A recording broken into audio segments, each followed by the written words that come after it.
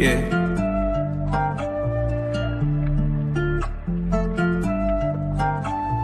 Swooping in just like a hawk, translating on a pick in the park. Yeah, swooping in just like a hawk, translating on a peak in the park. And one baby that's far from a flop. Stay from Marina, we blow up the top. DeAndre 12, he just like a cop. Lockdown D, get it still in the block. Vic got that vision, he passing the rock. Trade up from 30 with 12 on the clock. I hope your best player got really good handles, why? Cause he might get swiped by Daniel's eye. Told him don't leave, both get open wide. Cause he jump away like an ocean, yeah. Jalen on the fat break, scaring down. But you can't leave open garrison.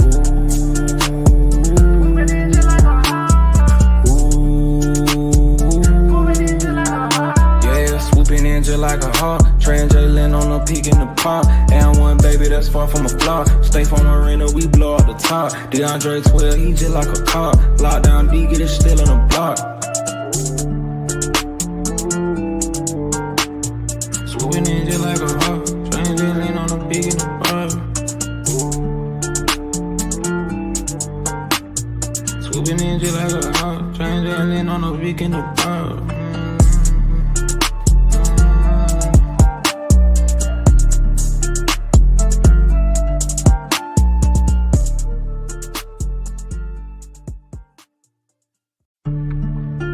Yeah.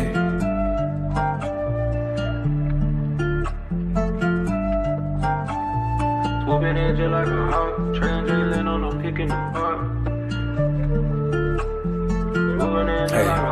Yeah, swooping in just like a hawk, translating on a peak in the park. And one baby that's far from a flop. Stay from Marina, we blow up the top. DeAndre 12, he just like a cop. Lockdown D, get it still in the block. Vic got that vision, he passing the rock. Trade up from 30 with 12 on the clock. I hope your best player got really good handles, why? Cause he might get swiped by Daniel's eye. Told him don't leave, both get open wide. Cause he jump away like an ocean, yeah. Jalen on the fat break, scaring down. But you can't leave open garrison.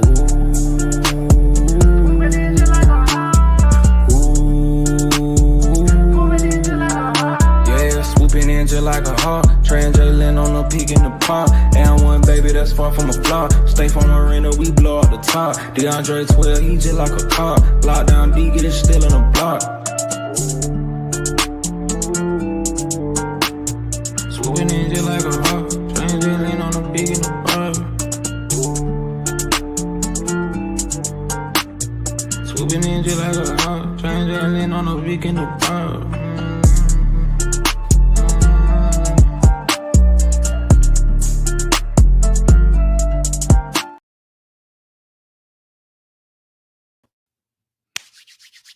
What's good, family? It's your boy in the building. We Talk Hawks TV. All things Hawks. What good with it. It's your dog, Damon in the building. Hey, man. First of all, salute to all the fathers out there. Happy Father's Day. If you got kids, happy Father's Day. If you paying child support, happy Father's Day. If you coming on your child support, happy Father's Day. If you on visitation, happy Father's Day.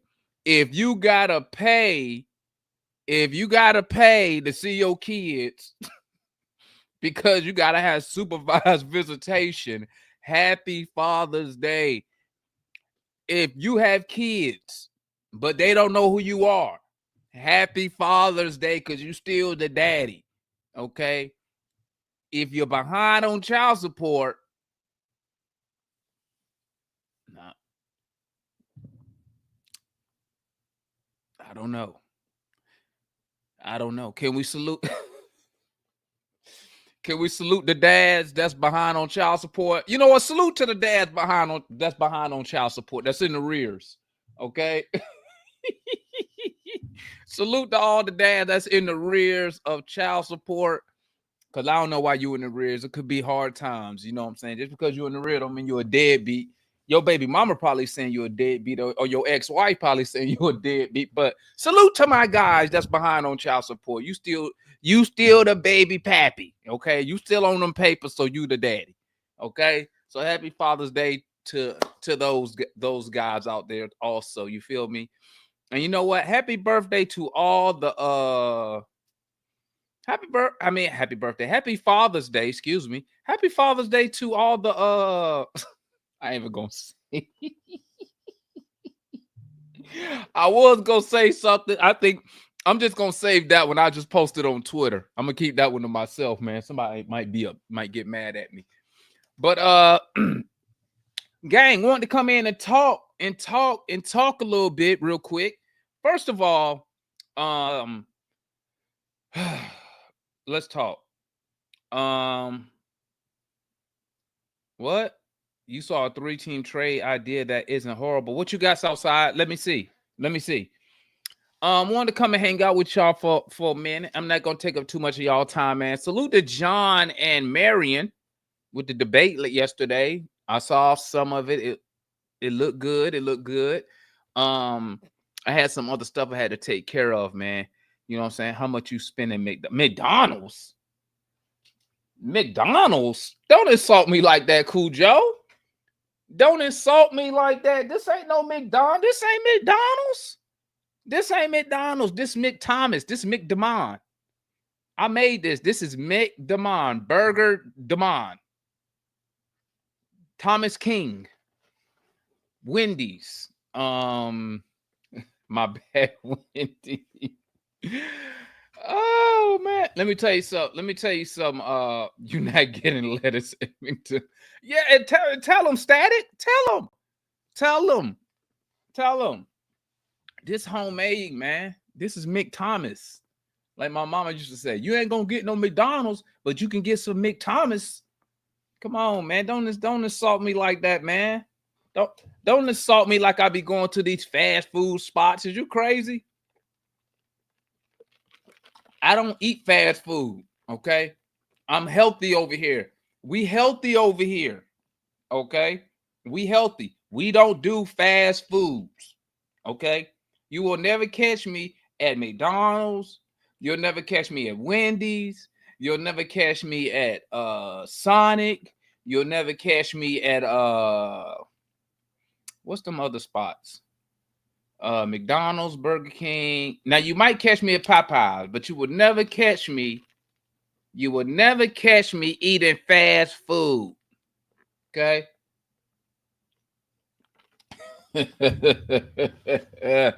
What's good? I said that shit 15. Bro, fast food expensive, bro. Fast food expensive. I'm gonna tell you that right now, dog. Salute to the homeboy TJ, man. Happy Father's Day to all the unks out there. You feel me? Hey, he said that with a.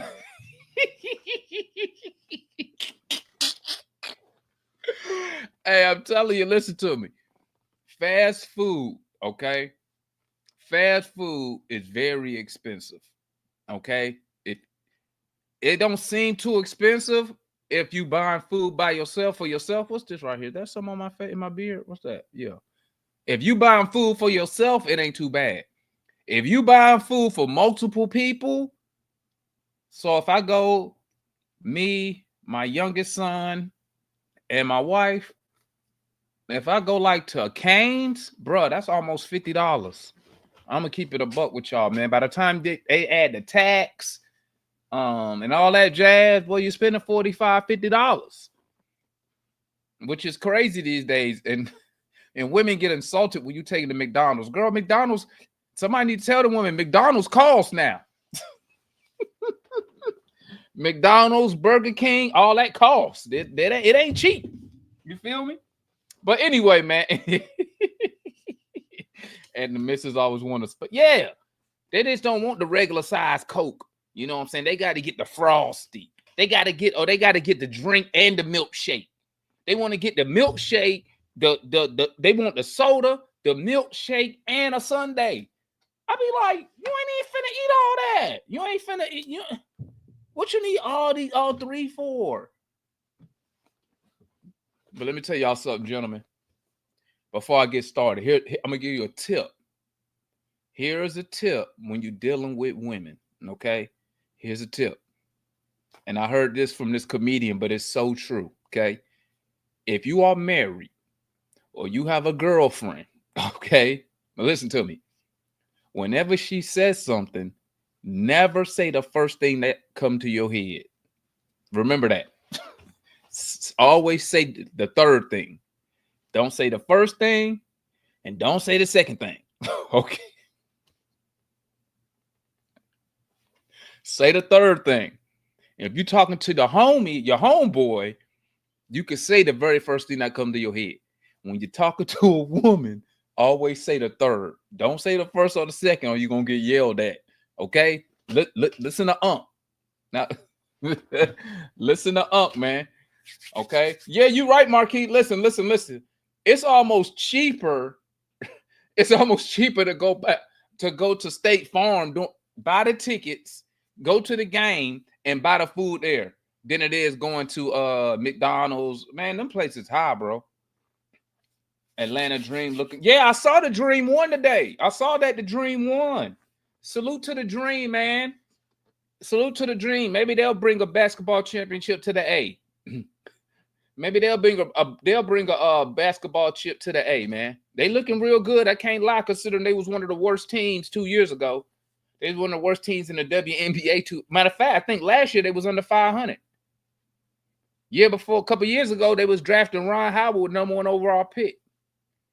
Now you see them out here. They beat Indiana. They just beat the brakes off the Mystics today, right?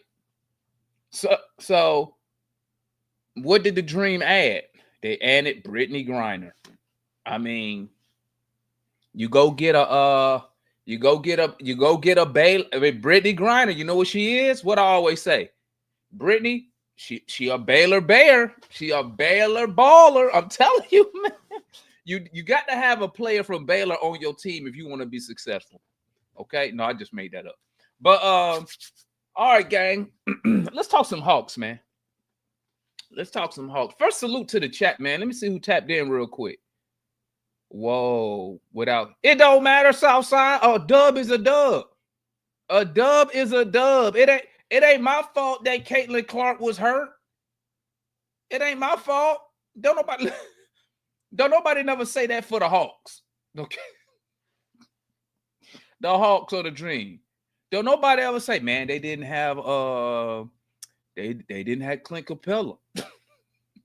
I know that sounds crazy, but y'all get my point, right? Hey man, hey, they didn't have y'all only beat the Hawks because Dominic Barlow didn't play. Don't nobody ever say that for us. I'm playing, man.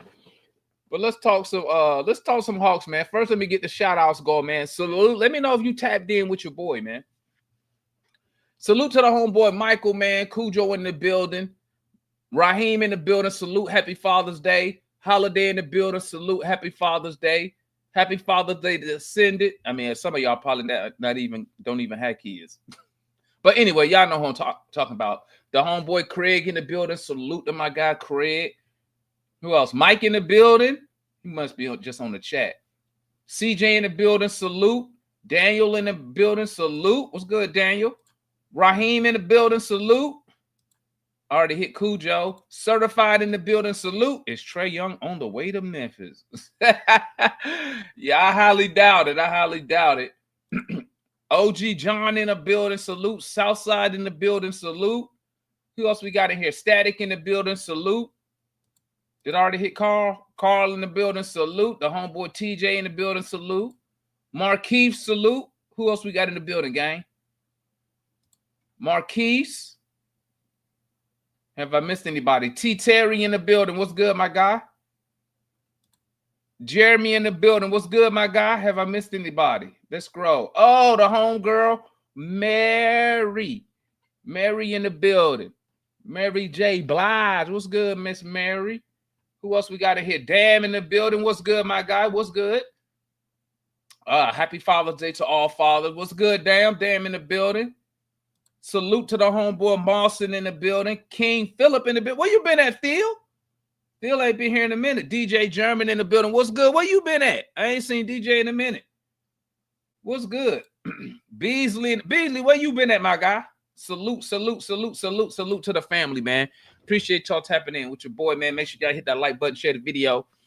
Let's continue to grow this channel. Now, let's chop it up about these Hawks, man. Listen, first of all, before we get into that, Let me salute the Dream, Atlanta Dream, 8-3, rolling right now. Ron Howard is a baller. Matter of fact, I gotta order her jersey today. Ron is a baller. Brittany Griner hooping. All the ladies on the team hooping. Make sure. Hey, somebody need to get down there and watch them games, man. You better get down there and get them tickets. I mean, I wish if I was in Atlanta, I would have some tickets to the Dream. Especially now that they winning. You better get in now. Get in now while they rolling. So first thing I want to talk about, man, let's talk about Orlando. Okay, let's talk about Orlando today. Y'all saw that trade that the Magic made today? Y'all seen that move that they made today? They went all in today. They went all in. Salute to the homegirl Shishi in the building. They went all in today. When you give up that much for a player, even though he's not an all-star player, he's not a all-NBA player, but he's been in Memphis 5 years. Career averages of 17 points. Career 40% three-point shooter. So they going to come at you with Suggs, Bane, Paolo, France, and Wendell Carter. That's their starting five. Let me ask y'all this, Hawks fans. Let me ask y'all this. Is that starting lineup of Bane, okay, Desmond Bane, Paolo, France, Wendell Carter, and Suggs, is that better than Trae Young, Dyson Daniels, Richard Say, Jalen Johnson, and Onyeka Okongwu? Is that better than our starting five? And y'all can keep it real. This is a safe space. Y'all can keep it real. It's a safe space. Is that better than our starting five? Talk to me. Talk to me. Okay. Jeremy said, hell yeah. Okay. She said, hell yeah. Alan said, hell yeah. Rocco said, hell yeah. Hook said, hell yeah. Now, y'all want to hear something crazy? I got a bet that we're going to be better, that we're going to finish better than Orlando Magic this year. I made a bet that we will finish better than the Orlando Magic. Y'all think I'm crazy? I bet, I bet $500 that we will finish better than the Orlando Magic at the end of the season. Damn, my hat all, y'all see my hat? My hat, oh, damn, my hat jacked up. Why y'all ain't tell me my hat was tripping? Let me get a new hat. I got to get a new one in. Dang, y'all ain't tell. I know my hair jacked up. Don't worry, I'm going to have my waves back. Don't even trip. Y'all think I'm crazy on that one? Y'all think I'm crazy?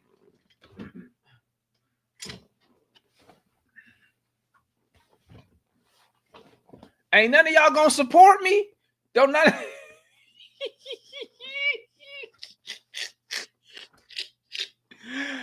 Don't none of y'all support me? Y'all think so y'all just think I wasted $500? Y'all think I just wasted $500? So I got $500 that we gonna finish better than the Magic. And I forgot how much I bet that we're gonna be a top 6 seed. I forgot who I bet. Who did I bet that to? Was that Matt? Did I bet Matt? I bet somebody that we gonna finish a top 6 seed. Let me tell you.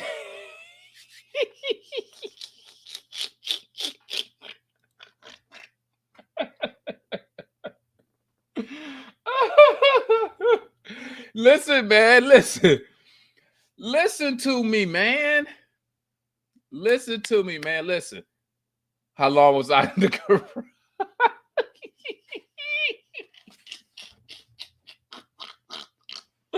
Don't do me like that, Alan. How you gonna do me like that, man?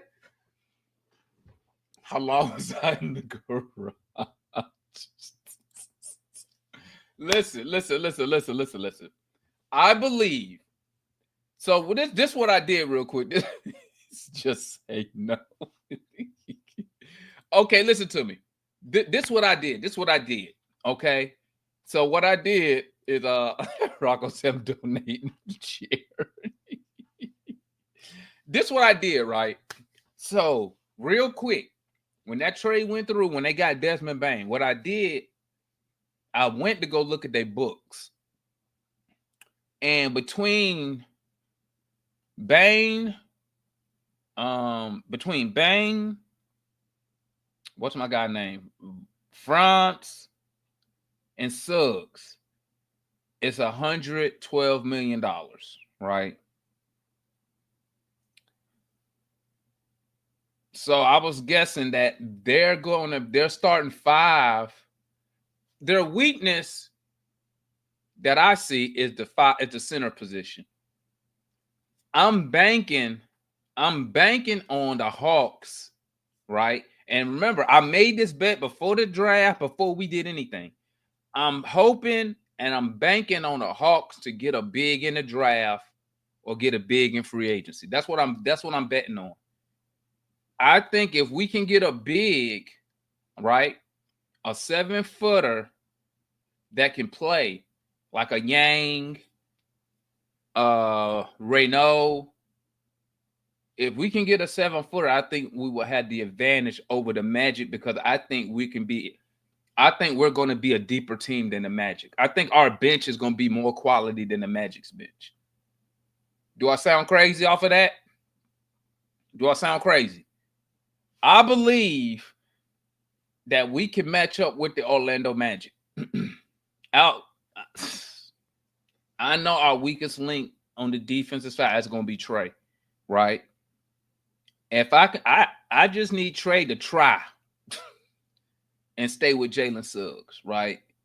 But I believe that we could match up, man. I think we could match up. So Dyson Daniels, right, at the 2. I think Dyson could guard Bane. Bane is way stronger, but Dyson has the height and the length. At the 3, they got Paolo. I'll give him Paolo, but I think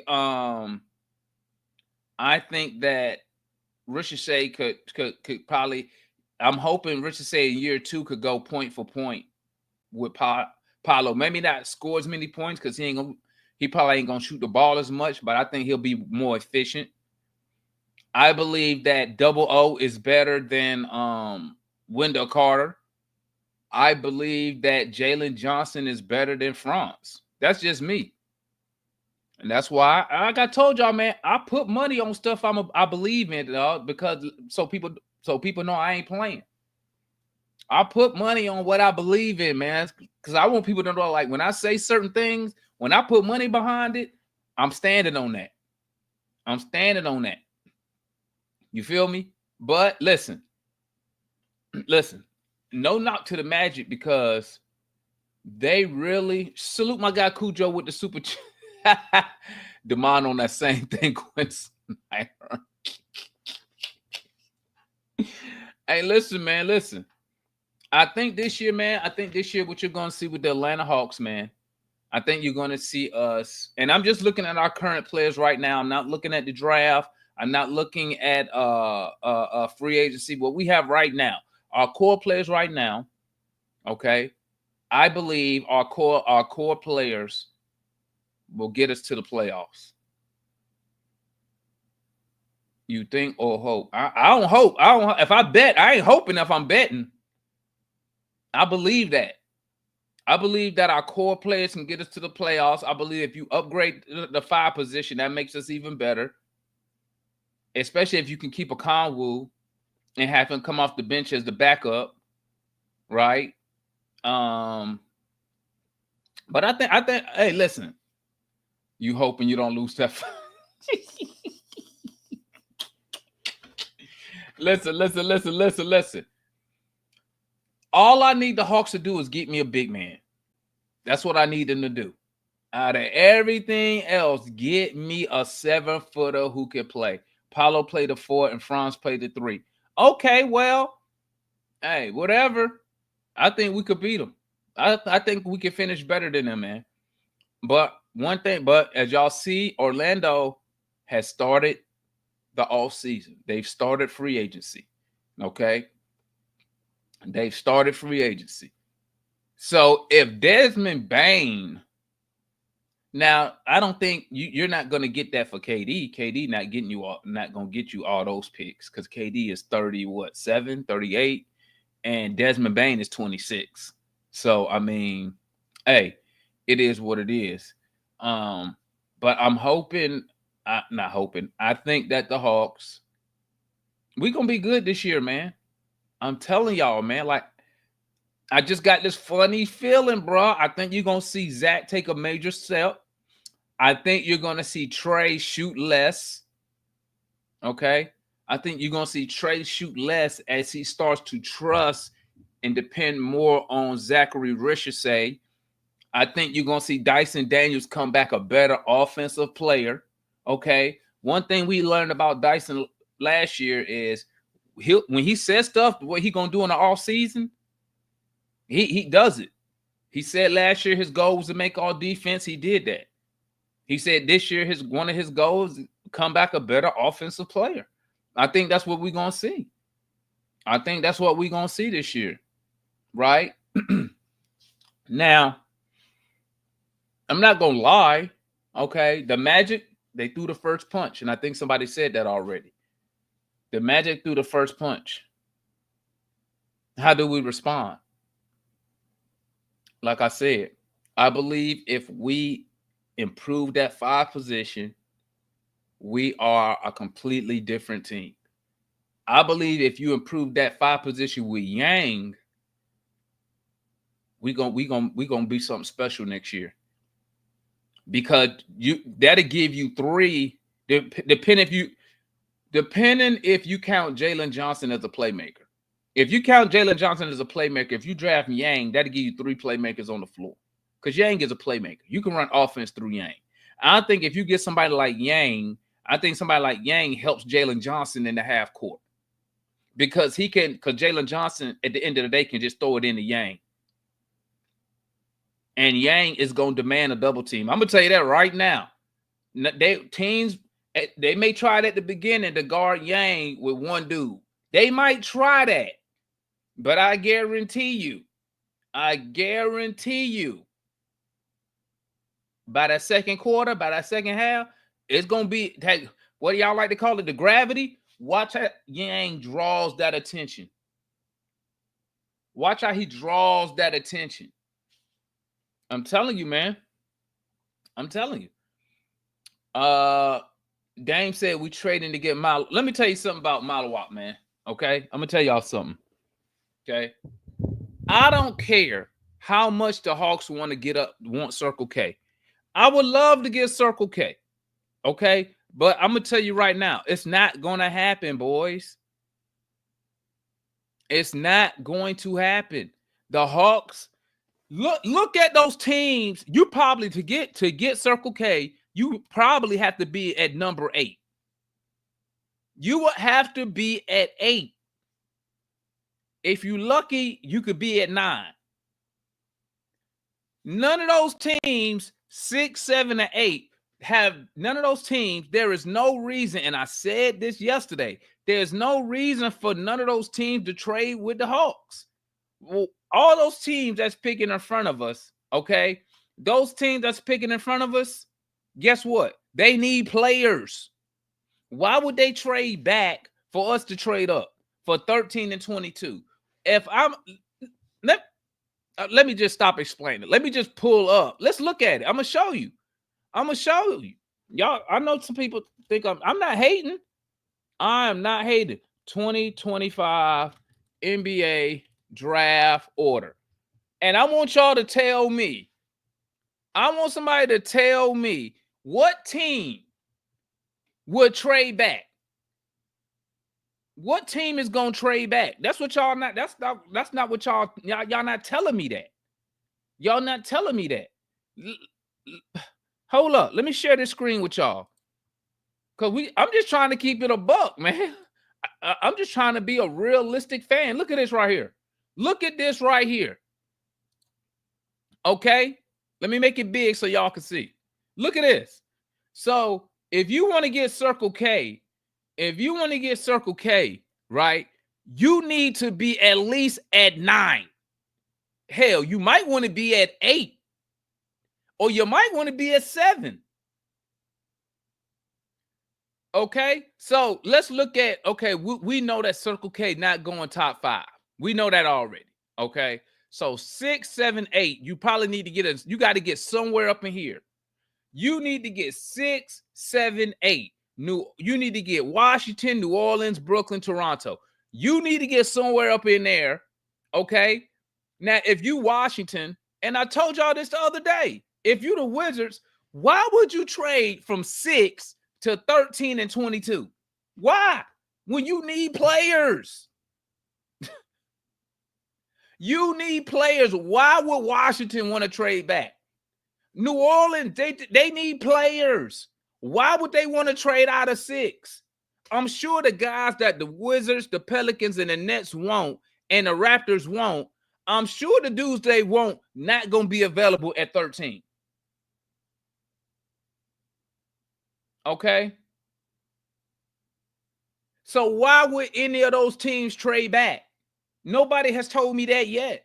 If I'm the Pelicans, why would I trade? If I want a guy at 7, why would I trade back when the guy I want not going to be there at 13? Somebody make that make sense to me. And like I'm saying, I would love to get Circle K, but I don't see how the Hawks going to get up there. You're going to have to give up 13. You're going to have to give up 22. So you're giving up 2 first-round picks this year. Okay? And you're going to have to give up a player. You're going to have to give up a player. Because if I'm the Wizards, the Pelicans, the Nets, the Raptors, I'm like, well, listen, Aussie, the dude I want not going to be available at 13. Who on your roster are you going to give me to make me say, you know what? I'll take this dude over the guy we targeting in the draft. Can anybody explain that to me? Can anybody explain that to me? When I say the Hawks are not going to get Circle K, it's not because I don't like Circle K. It's because you're not going to be able to move up. You're not going to be able to move up in the draft. And we know the NBA is not like the NFL. No, teams in the lottery rarely trade down for multiple picks out at late lottery and outside the lottery. So how you going to move? Somebody need to explain that to me. How you going to move up in the draft?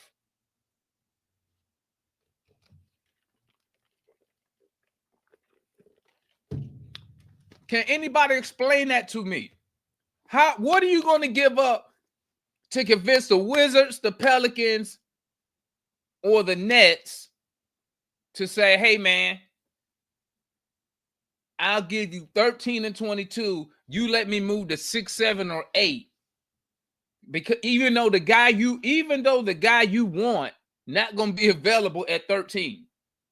So so how you going to convince them to trade back? Kobe Buffkin not going to get you there. What you going to do? You going to offer them a Conwoo?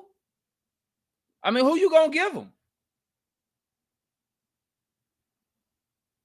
I'm trying to tell y'all, man, listen.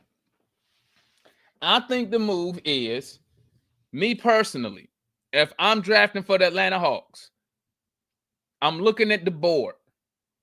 If I can get, my first target is Yang. That's my first target. I'm going after Hansen Yang. Okay? I'm looking at the board and I'm seeing, will Yang be available at 22? If I'm looking at my board and Yang gonna be there at 22, okay, then I'll use 13 to get a wing. Okay? If the draft changes and Yang is moving up the board, I might have to take him at 13. Draft Hansen Yang. Hansen Yang will change the direction of this franchise. Hansen Yang will change the direction of the franchise. He will be the best big man we've had since what?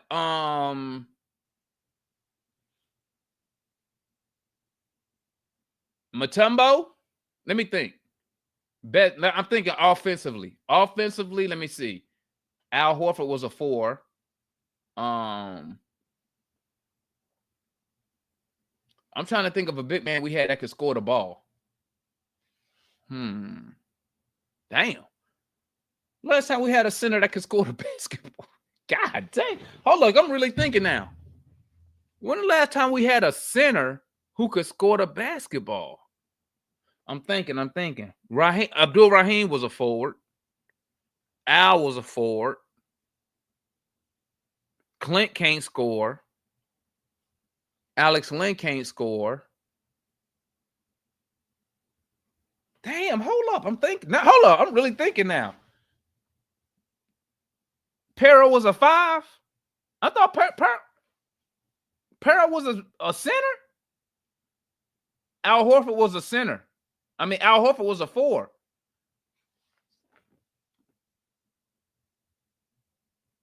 Bro, I'm really thinking. I'm really stumped right now. If y'all want to call Al a 5, I mean, that'd be the last one we had. Zaza Pachulia, he wasn't scoring the ball like that, though, was he? I don't remember Zaza being a scorer.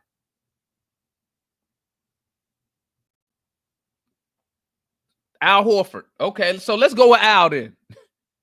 So we've never had a guy who was a straight up 5 who could score the basketball. Can anybody think of one? Who was a 5 that could score? Pero? And how long ago was Pero?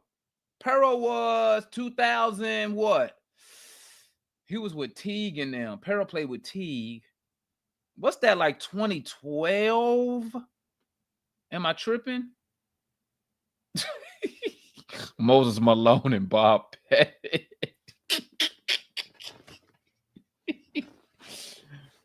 Dwight? Okay, we'll go with Al. Let's go with Al Horford then. Let's go with Al. So Al, well, Dwight wasn't really. Dwight was like a former. He was a shell of himself when he came to Atlanta. For real. He wasn't dominant like he was in Orlando. So let's say Al Horford then. So Al left when? When did Al leave? 2015? 2016. That's when Al left, right? 2015, 2016? 17, 18, 19, 20, 21, 22, 23, 24. So we ain't had a scoring big man in almost a decade. We haven't had a big man to where you could throw him the ball in the paint.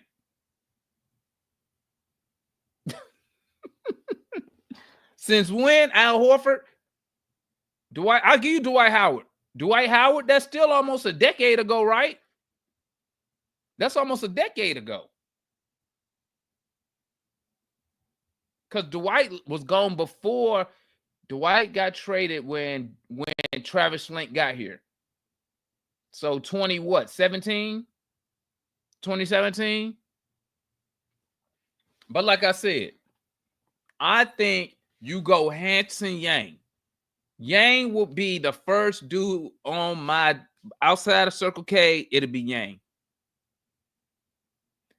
Day of the draft, I'm monitoring and seeing where is who looking at Yang. If Yang gonna be there at 22, I'll wait till we get to 22, and then I'll use 13 on either Fleming or Noah. Okay? Fleming or Noah at 13 if it's looking like Yang will be there at 22. Okay? If Yang is not going to be there at 22, if I'm looking at the board and I'm listening to agents, talking to my staff. They're saying, listen, this team might take Yang at 18. Then guess what? Then I'm taking them at 13. I'm taking Yang at 13. And I'm speaking if this, on draft night. On draft night, if my people come back and say, listen, hey, yo, Junior, hey, President Demond, hey, Yang, hey, it's Miami, Minnesota, OKC, Utah, okay? These teams are looking at Yang. He might not be there at 22. I'm taking him at 13. I don't care what nobody say. And you know what's so crazy? I told Mike, when Mike told me he would take Yang at 13, maybe what, a month ago, you know what I told Mike? I said, man, you're going to get fired. But now look at me. About to get fired right with him. I believe Hansen Yang changes this franchise, man. I'm telling you. I believe Hansen Yang will change the way we play basketball. Yang is not a lottery player. When they draft this nigga, don't complain when he ain't. Carl, do I need to pull up all the lottery picks we've had the last 20 years, Carl? Do I need to pull up the last lottery picks since 2000 that we've drafted? You feel me? So, Carl, don't come in here acting like we hit on top 10 picks consistently. We've missed on more top 10 picks in the last 20 years than we've hit on by a long shot. And at the end of the day, it doesn't matter. It doesn't matter. I don't care what the experts, I don't care what they mock draft say. I don't care what they mock draft say. You know why? The only difference between you as a fan who doing research on players and them, they may get a little bit more one-on-one time. And they may get a little bit more and they may get a little bit more information because they talking to scouts, former scouts. But guess what? How many of those picks been motherfucking wrong? How many times you read these mock drafts, get this guy, and the team get that guy, and the guy trash? So listen, I don't care what nobody mock draft say, okay? I don't care, bro. I do not care. So if it's Yang and Renault at 13, who you take? I'm taking Yang. I'm taking Yang. Yang has the size, man. Listen. I'm gonna tell y'all something. Max and Yang. I'm gonna tell you what it is. With Yang, okay, with Yang, Quinn Snyder's gonna have to switch up some of this bullshit 5-out shit. Okay, that don't work for us because we're not a good we're not an elite 3-point shooting team.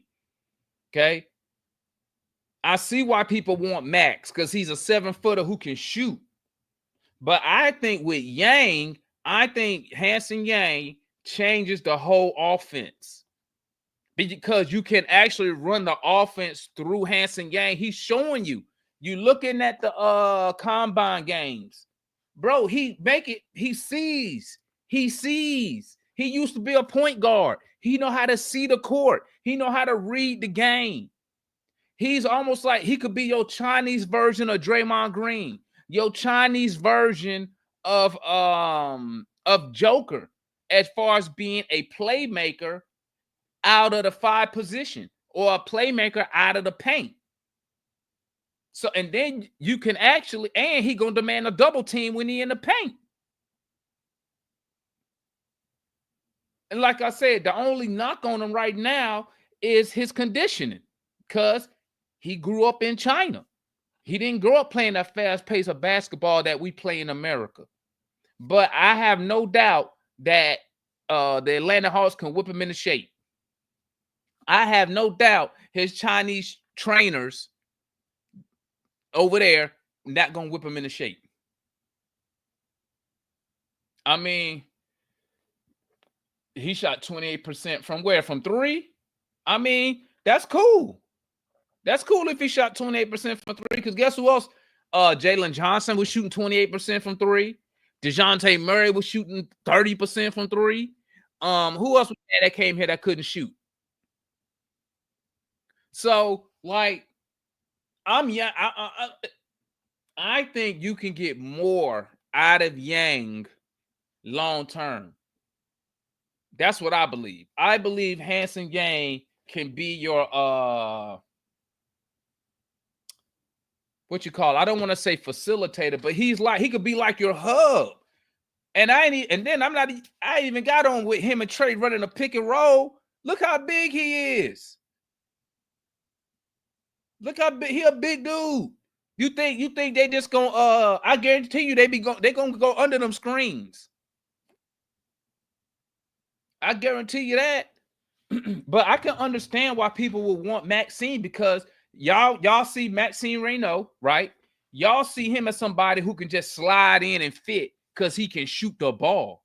So I understand that. I understand why I wouldn't be mad if they took Max. I wouldn't be mad, because I can see why they would take him, right? Because y'all see 7-footer can shoot the ball. Okay. But I believe, it's just me, and y'all let me know if I'm crazy, Max reminds me more of Lauri Markkanen than he does a defensive big. Am I tripping? To me, I think he would be more of a better as a power forward. That's just me. That's just me. Now, we can always go back. And I think they got Maxine Reynaud game up here when he played in the combine. I can go hunt that down on YouTube, and we can look and see how he is. But y'all saw the clips of Yang versus Sarr.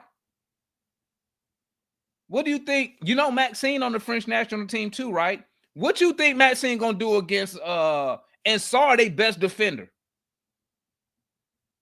What you think Reynaud gonna do against Yang in the paint? What y'all think? You think that Maxine Reynaud could guard Hansen Yang? I'm just saying. Would y'all trade 13 for Cam Johnson?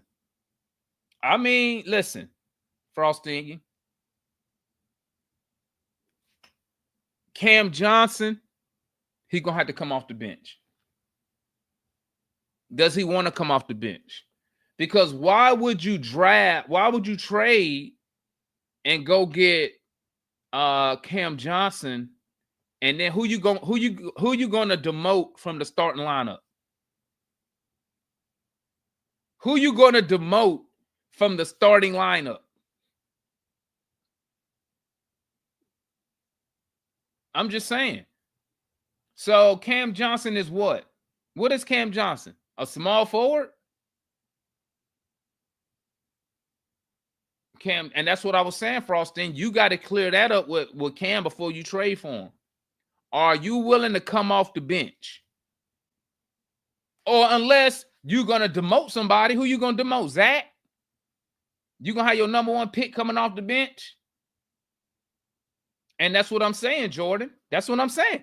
As long as if you can clear that up with him and he's good with it, I could see trading 13 for Cam Johnson. I could see that. I don't see why the Nets would do it. The Nets got tons of picks. They got tons of picks.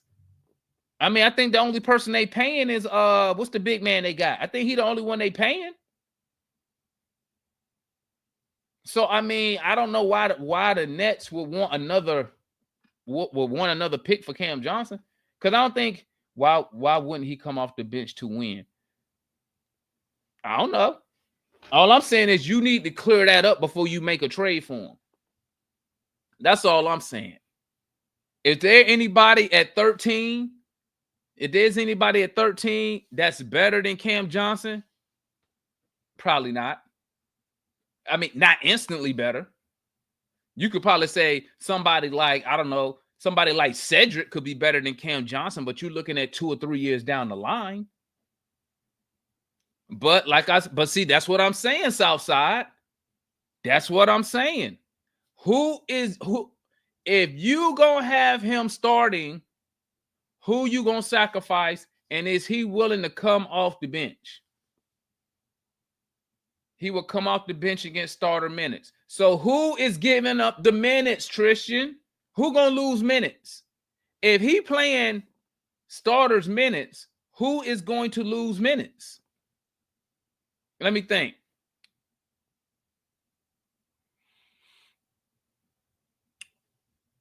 I don't know.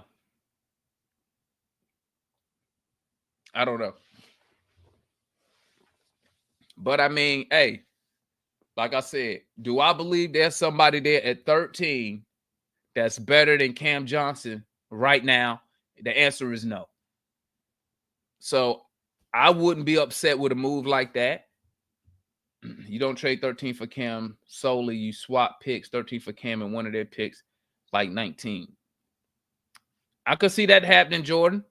But at the end of the day, it take two to tango. Maybe they don't want to give up 19.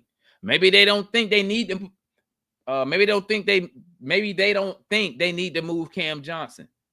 Maybe they not as desperate to move Cam Johnson. Just because they say they want another lottery pick, it don't mean they don't mean they desperate.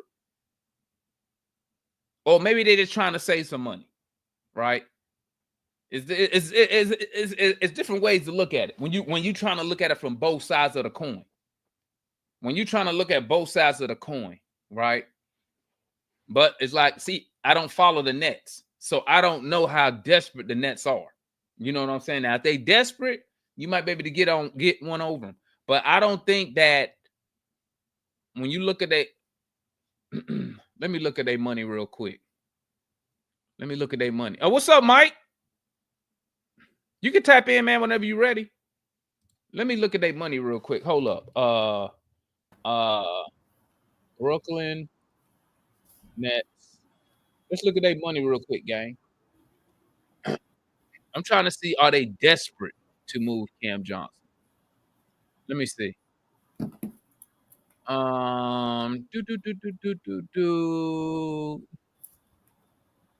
You looking at,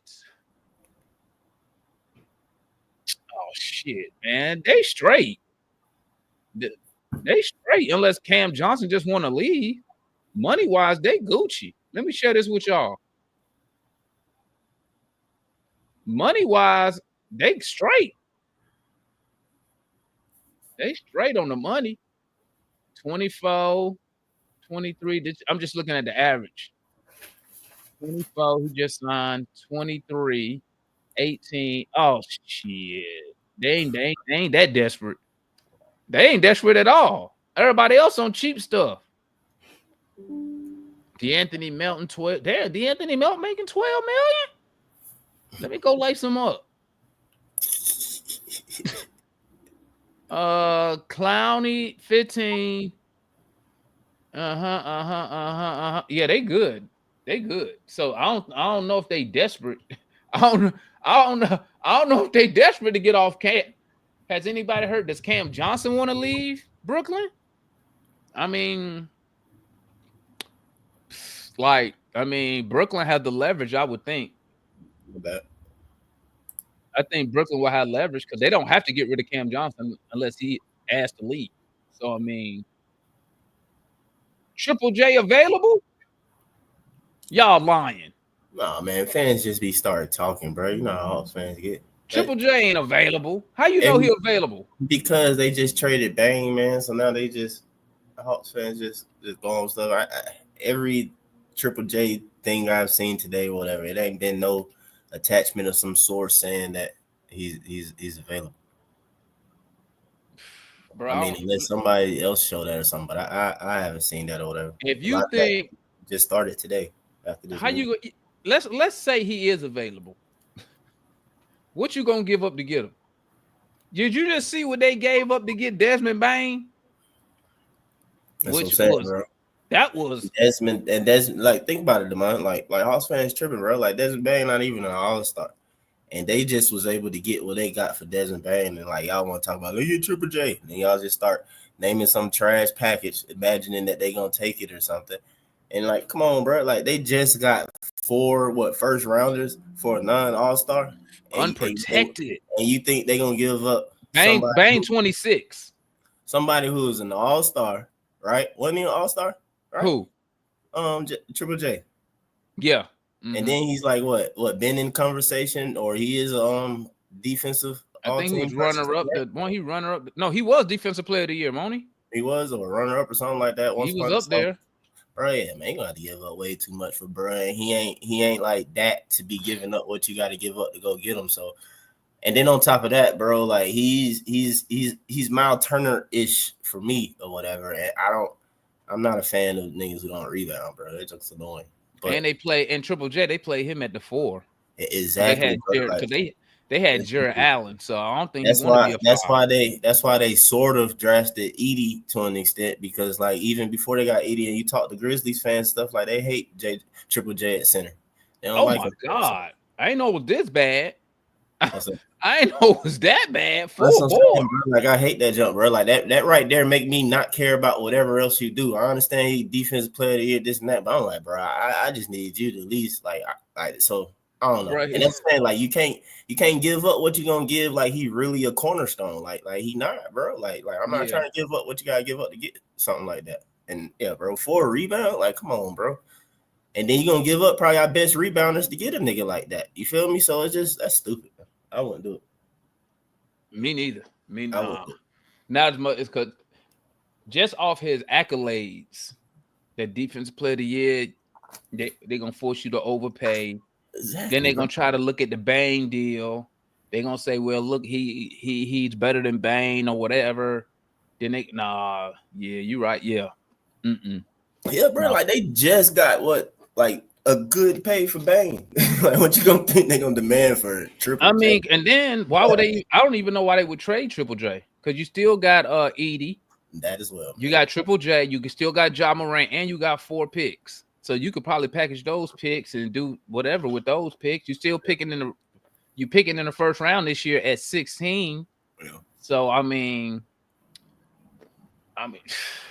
listen, the Magic, they fleeced themselves, man. They got 2 years, dog. Like you said, they got 2 years. Because when I looked at their money, they got to pay Paolo this year, dog. Yeah, man. And then Franz gonna have to get paid, already. So Franz just got paid. And then Suggs gonna be decent enough to get something. So Suggs just got paid. Suggs at $30 million this year. Oh, okay. I don't know what it was, but also basically Suggs at 30, Franz at 40, Bane at 30. Let me look. But even if they pay all of them or whatever, the cheapest way to like kind of fill out the rest of the team is going to be those kind of like in a sense those draft picks. But they don't get them. And that's why I was saying I think we got the advantage, because I think we're going to be deeper than them. Let me say it like this: I think the Hawks will have more quality depth than the Magic because of the money situation. Depending how long, I think teams really, when they messing with that first apron and that second apron, they're not going to be there more than 1 or 2 years. I'm gonna tell you that right now before they start cutting back. But let me pull up let me go to Orlando. What is that? The contract and stuff like that? I got my screen big and everything. I still can't see that. Yeah, Sports Track. Yeah, it's like I can't see the little numbers from that. All right, let's see here, because I don't even know. I need to figure out how to I want to make this part bigger, but so you're looking at Franz this year at $38 million, Bane at 36, Jalen Suggs at 35. So 35, 36, 38, and they got to pay Paolo this year. They got to extend him because he restricted next year. So they're going to probably try to extend him before October. Oh, they paying 38, 36. What's that? 70 what? 4? Plus another 35, that's 109 million between these three. Plus Paolo extension, he gonna get 29% of the cap probably. So his shit gonna be 40 something, might be way more than that. So their depth. Let me see. You got Wendell Carter. Shit, next year he hitting 18 million. God dang. They might let his Wagner brother go because he 11 million, but they got a team option on him. They probably keep low. Did they just give up? Who else they gave up in that trade? Because I know Cole Anthony and some other players though. Like you talk about. Oh, they gone. They gone. They already. One thing about Sports Track, they update this quick as hell. No, I'm saying who's the players they gave up though? I see Desmond Bain on there, and well, let me see who offered. Oh, they gave up. Let's go to Grizzly. It was Cole Anthony and was that it? Cole Anthony. Who's the other dude up here? It's somebody else. And KCP. Yeah, KCP. Where he at? Oh, there you go, right here. KCP and Cole Anthony. Yeah. So was that the only two that they gave up from Orlando? Yep. Yep. 21. So, yeah. So Cole. Cole. So that's the thing. So they gave up Cole Anthony and KCP and 4 future first round picks. Yep. Mm-hmm. That's crazy work, bro. I ain't even gonna lie to you. That's crazy work for Desmond Bain, bro. Like I understand what they needed and everything, but that's yeah. Them folks trying to win next year, I guess. But I guess that's the best I can say. But you're trying to win what? Do you think does Orlando look like a title contending team? I mean, I guess they feel like they was missing a shooter from beating Boston, I guess this year or something. I mean, but they lost to Boston 4-1? I don't know. I don't even think it was close. I don't know. 4-2? I mean, I kind of felt like they played them, but at the same time, though, I felt like Boston was like, of course, would bail them out because they just only shoot threes and stuff like that. So that's why I thought Orlando kind of had a good chance against them, which is they kind of did in the games, but it's just Boston will kind of pull away with them because they'll make some shots and crap like that though. But and they can't match besides just driving to the goal. But anyway, yeah, they gonna have to. They got shit. Once they get Paolo his extension, what's his extension going to be? I mean, that might be true, Ariel. He's going to get 22% of the cap. So he's going to be around 40 million next year. Oh, they got him at 38. Okay. Damn. So they're going to have 41, 39, 32, and 38 million out of 4 players. And then, oh, yeah, they're going to have to cut some of these dudes.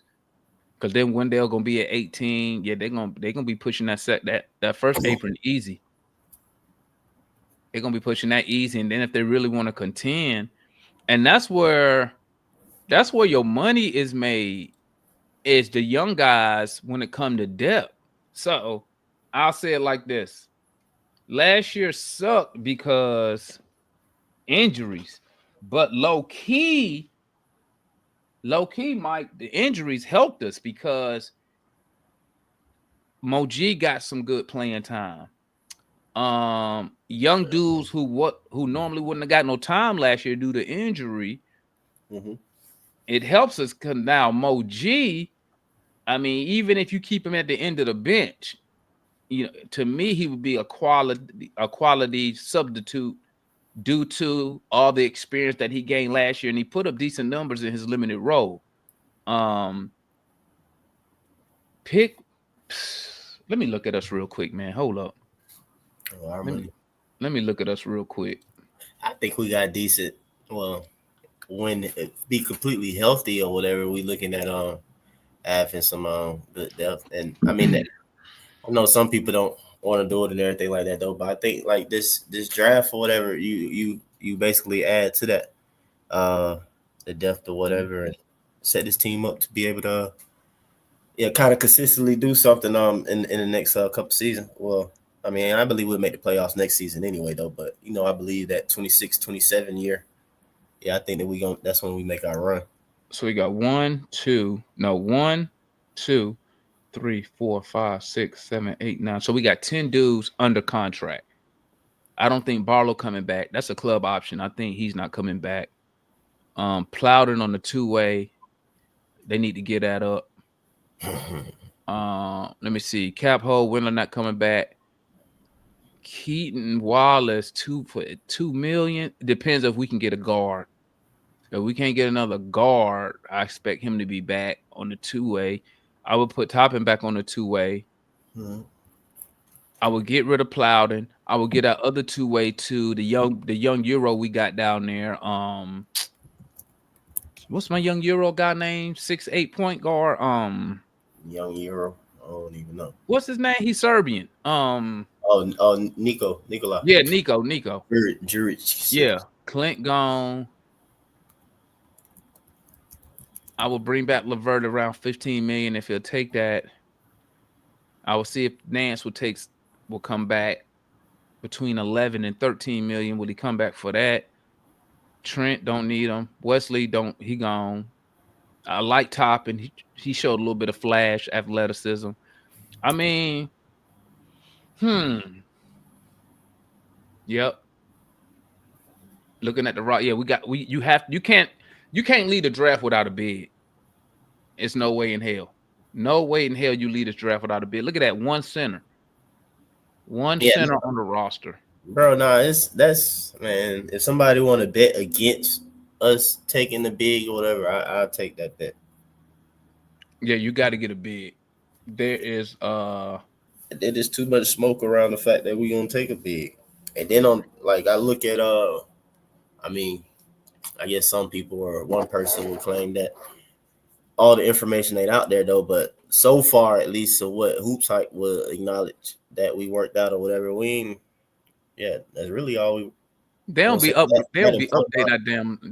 that list. It's not quick, but it's being getting updated because I've been seeing stuff get added to it because I'll check it every couple days or so or whatever. But so far though, it's mainly only like I said, guards and bigs.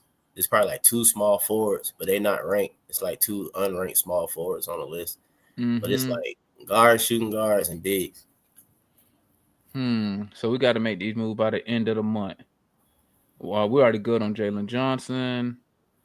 Barlow, they need to decide. I will let them go. Toppin, two-way, Keaton, two-way. Okay.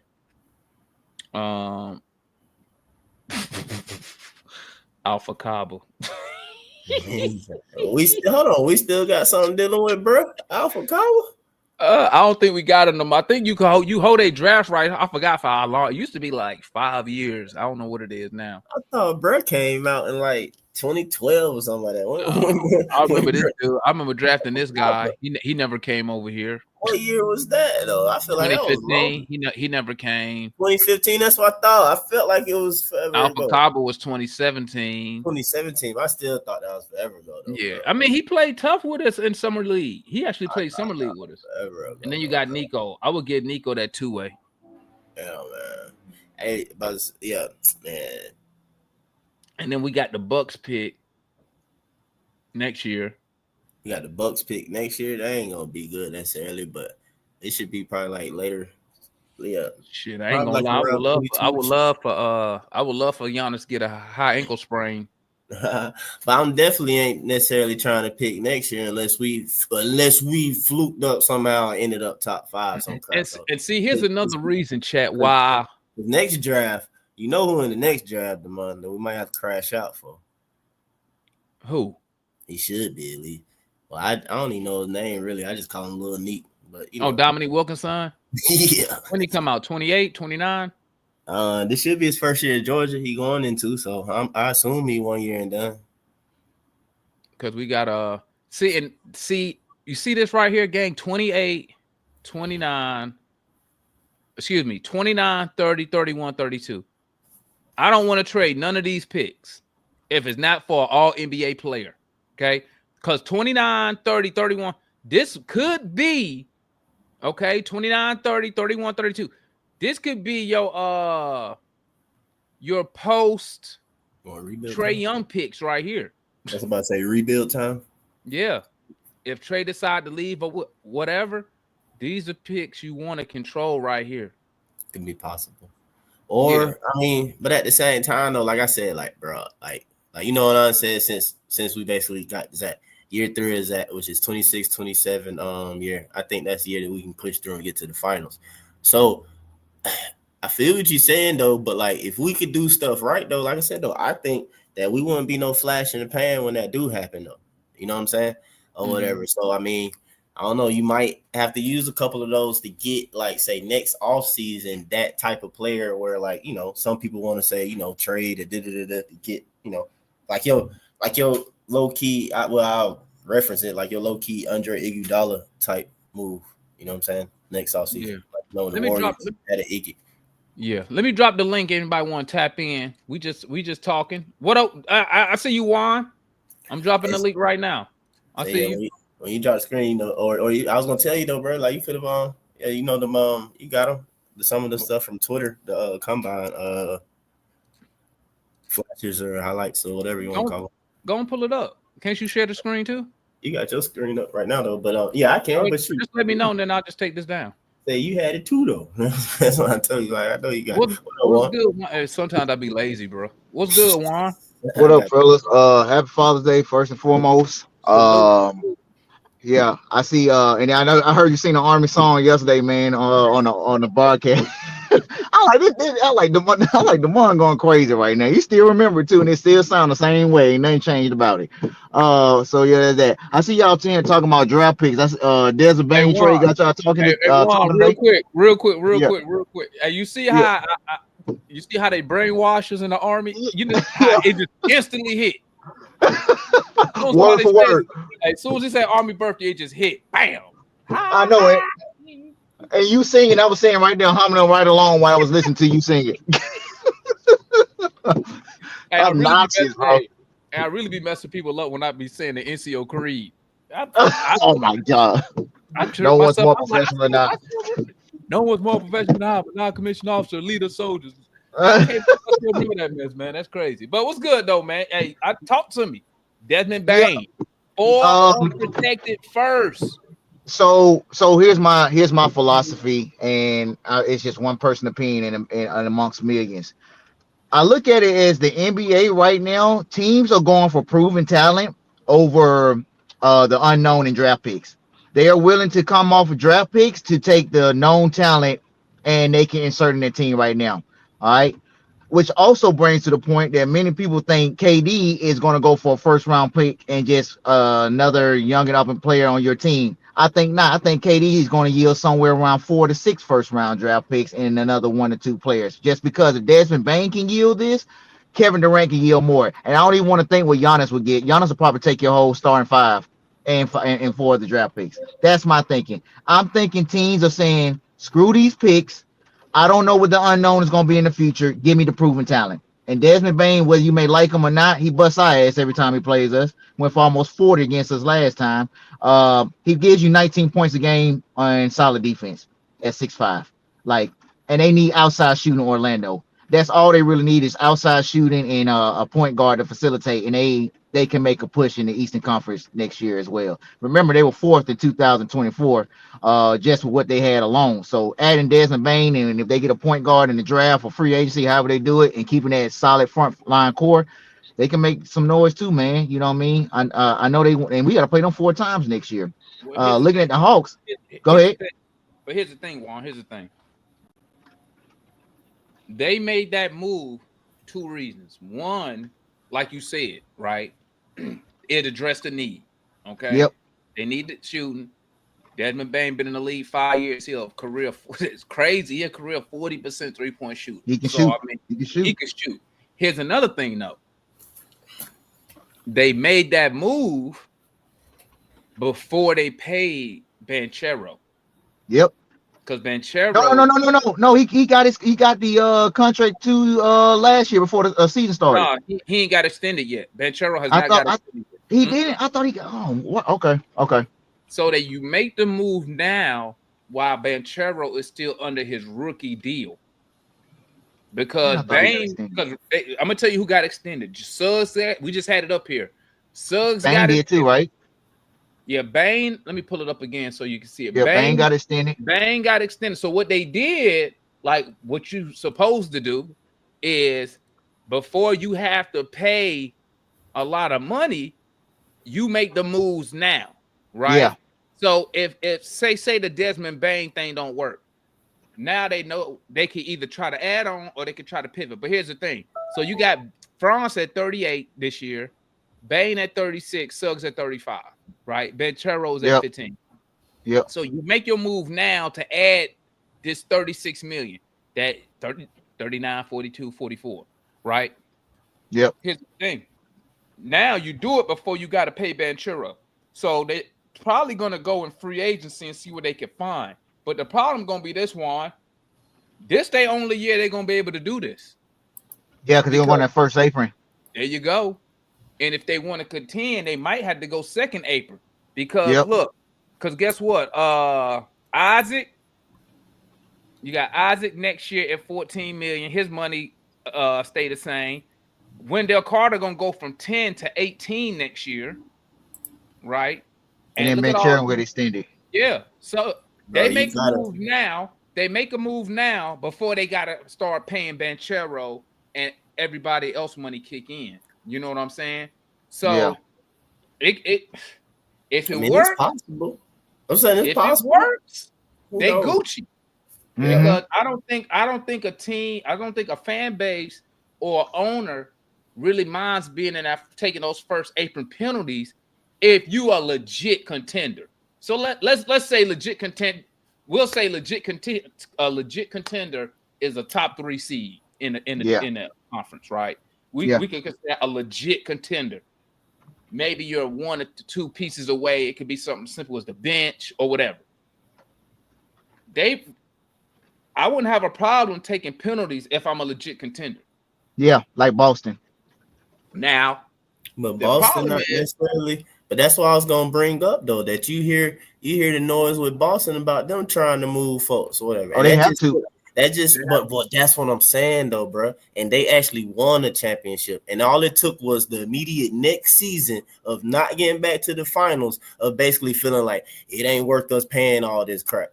You feel me? Like if you do that, bro, like man, I better have a dynasty come out this hoe.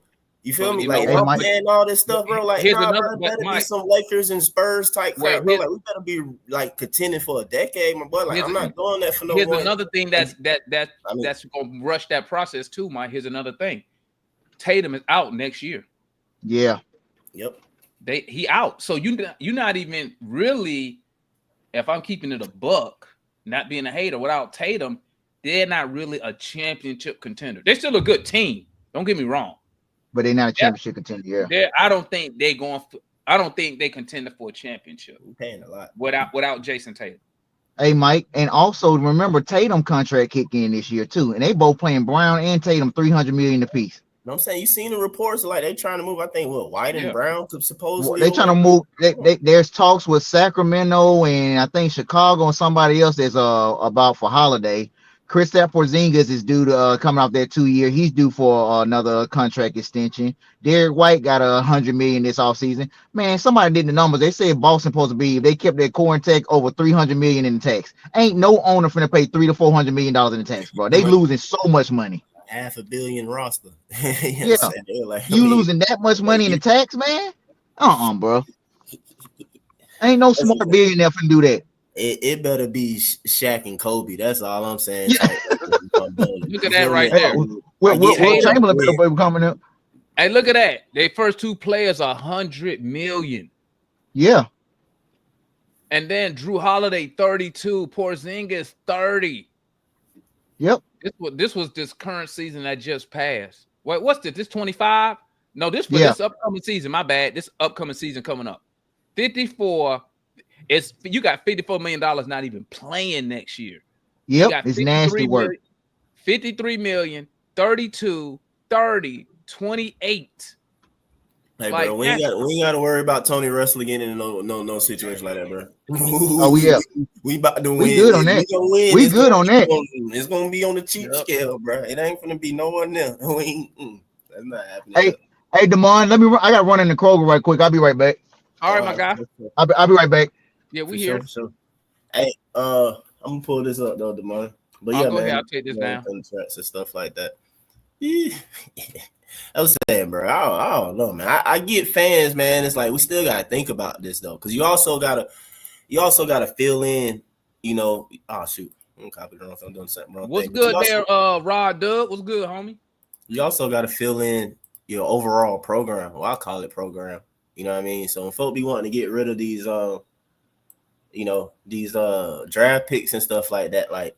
I know people be automatically like, oh, this dead's gonna go to college parks, like, but you still gotta consider like everything through, even to the point of like, you know, like I said, like yeah, who gonna come in and yeah, you gotta put people on the college park team, and then you see how we get hit with injuries and people do come up. So I mean, I want the Hawks, you know, whatever you want to call it, deep as I don't know what. Like we gotta be one of those teams or get that way, if we can. That's the way, you know, like I said, I feel though. But But anyway, this boy, the boy Yang, man. So go back to Yang for a little bit.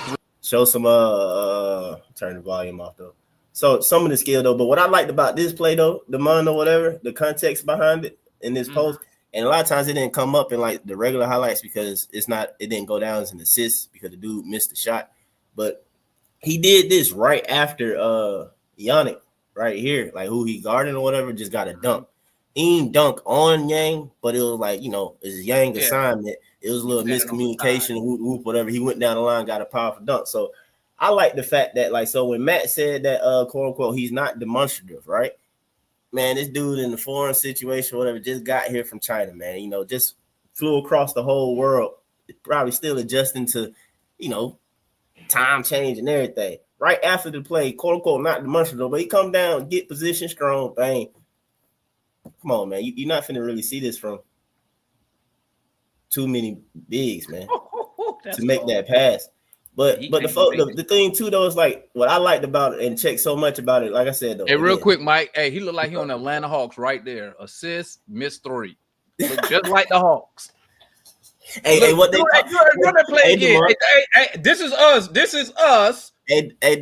From last year. What they call it in defensive trail, how everybody like to boost up trail, they call them now a potential assist. That was a potential assist, man. This is the Hawk season right here in a nutshell. Run it again. But come on, man. But look at this though, man. Come get the position. You gotta like the boy, man. Come to get position. Bang, he move. Took that position. You see that? He exactly. went and took it. And then look, man. Pay attention to the fact. This is what the other words they be trying to use, gravity and all that bull too. It's a post gravity.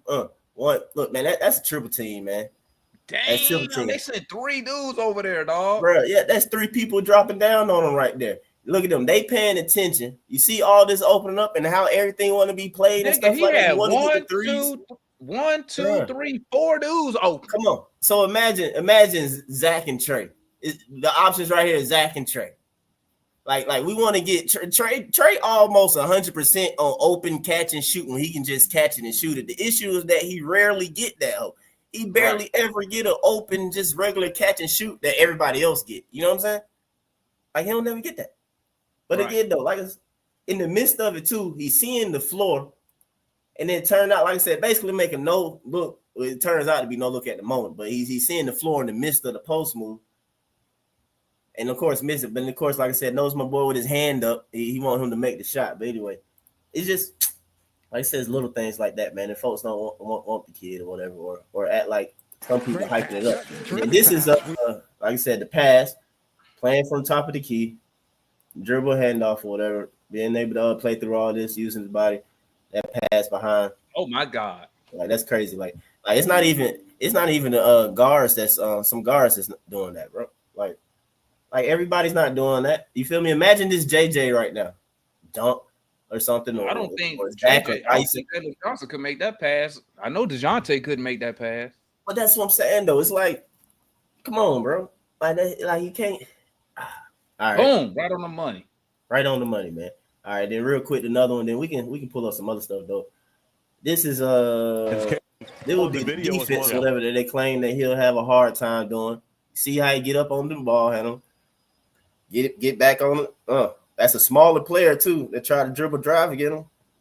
Chase down block in a sense, man. Slap that junk off the backboard. Like I mean, when you 7-1 with a 10-foot reach, when the quicker guard get past you, you still can recover due to your length and your reach. Exactly. I mean, I don't know why people act like that don't happen in the NBA. Like I don't get it they either. Think that everybody's gonna stand in front of that man. Another Zach Edey ain't this good, bro. He's not, bro. Zach Edey is not this good. Zach Edey, the thing you getting with Yang over Zach Edey, easy is playmaking. Easy. Like that's not even debatable. Dude, slow as hell. I mean, how fast you got to be? I mean, what y'all want? Y'all want a big that can run what a 4.140? I mean, Jokic ain't the fastest dude out there. Embiid ain't the fastest dude out there. Think of your centers. Dyson shut that shit down. Dyson shut what down? What Dyson shut down? They'll be on the same team. What are y'all talking about? Dyson ain't gonna shut nothing down because I'll show you a video of Hansen Yang blocking Dyson Daniels. Yeah, that's even younger, inexperienced. Yeah, it's a. You go on YouTube when they played Australia, he threw Dyson shit to the crowd. No facts. Like can Yang shoot threes? See, that's the problem right there. I pull up the combine one of them shooting it. You worried about can Yang shoot threes? Can the other dude shoot threes? Exactly, bro.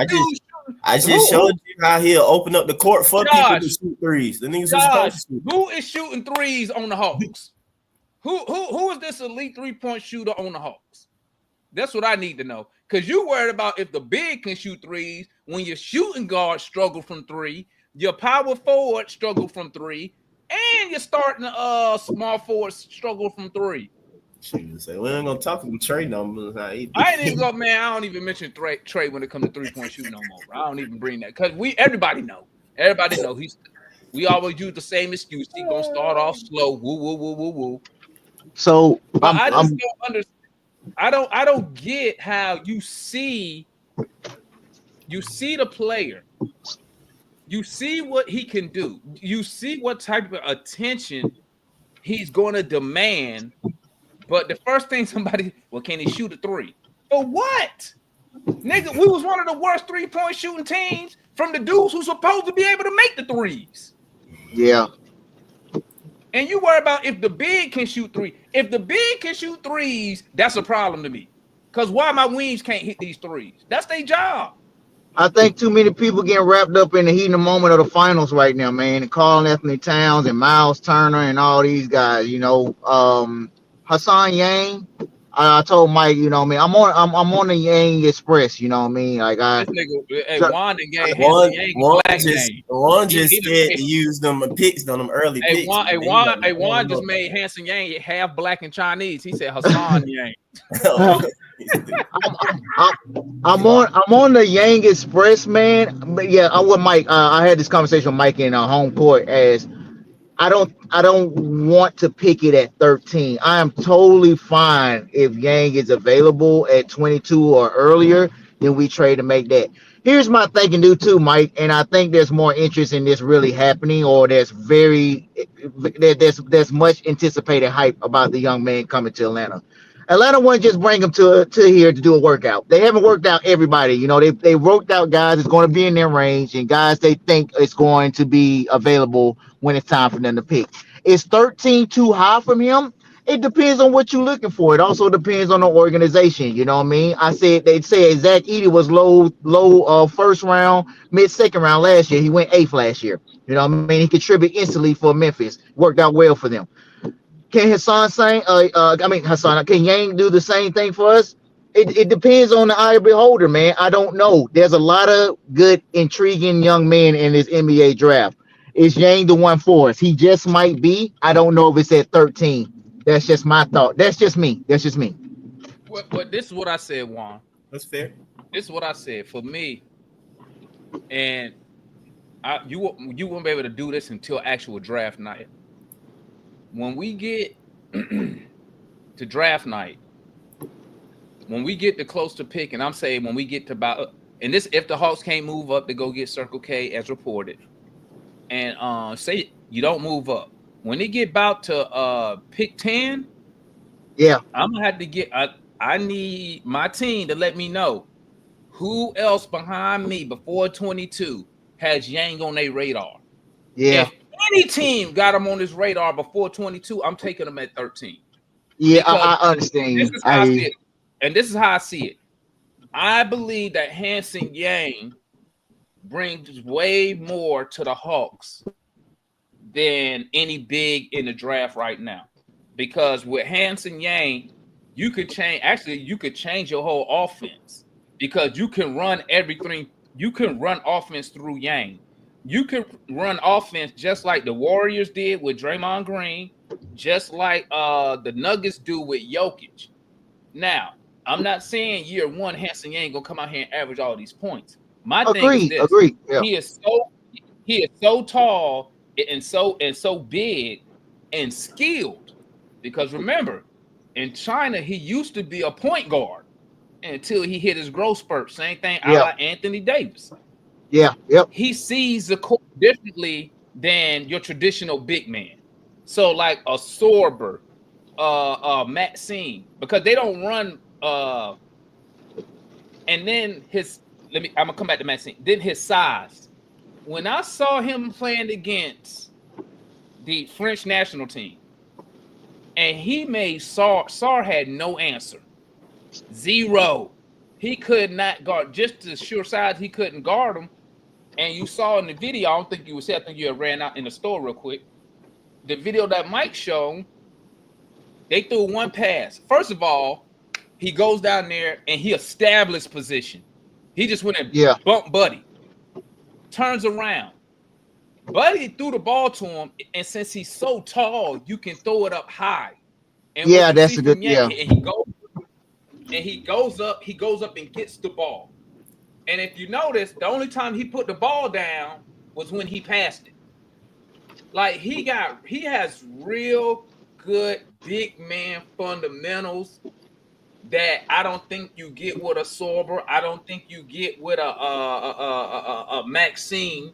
Now, it's a no-brainer. Maxine is a better shooter right now. That's a no-brainer. That's not even up for discussion.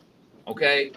And he played on a big stage in college too, which Mike alluded to, which Mike has alluded to a lot in his his pull for Yang. Reynald has played on a big stage at Stanford. He went to a big name school, he got NCAA coverage and love.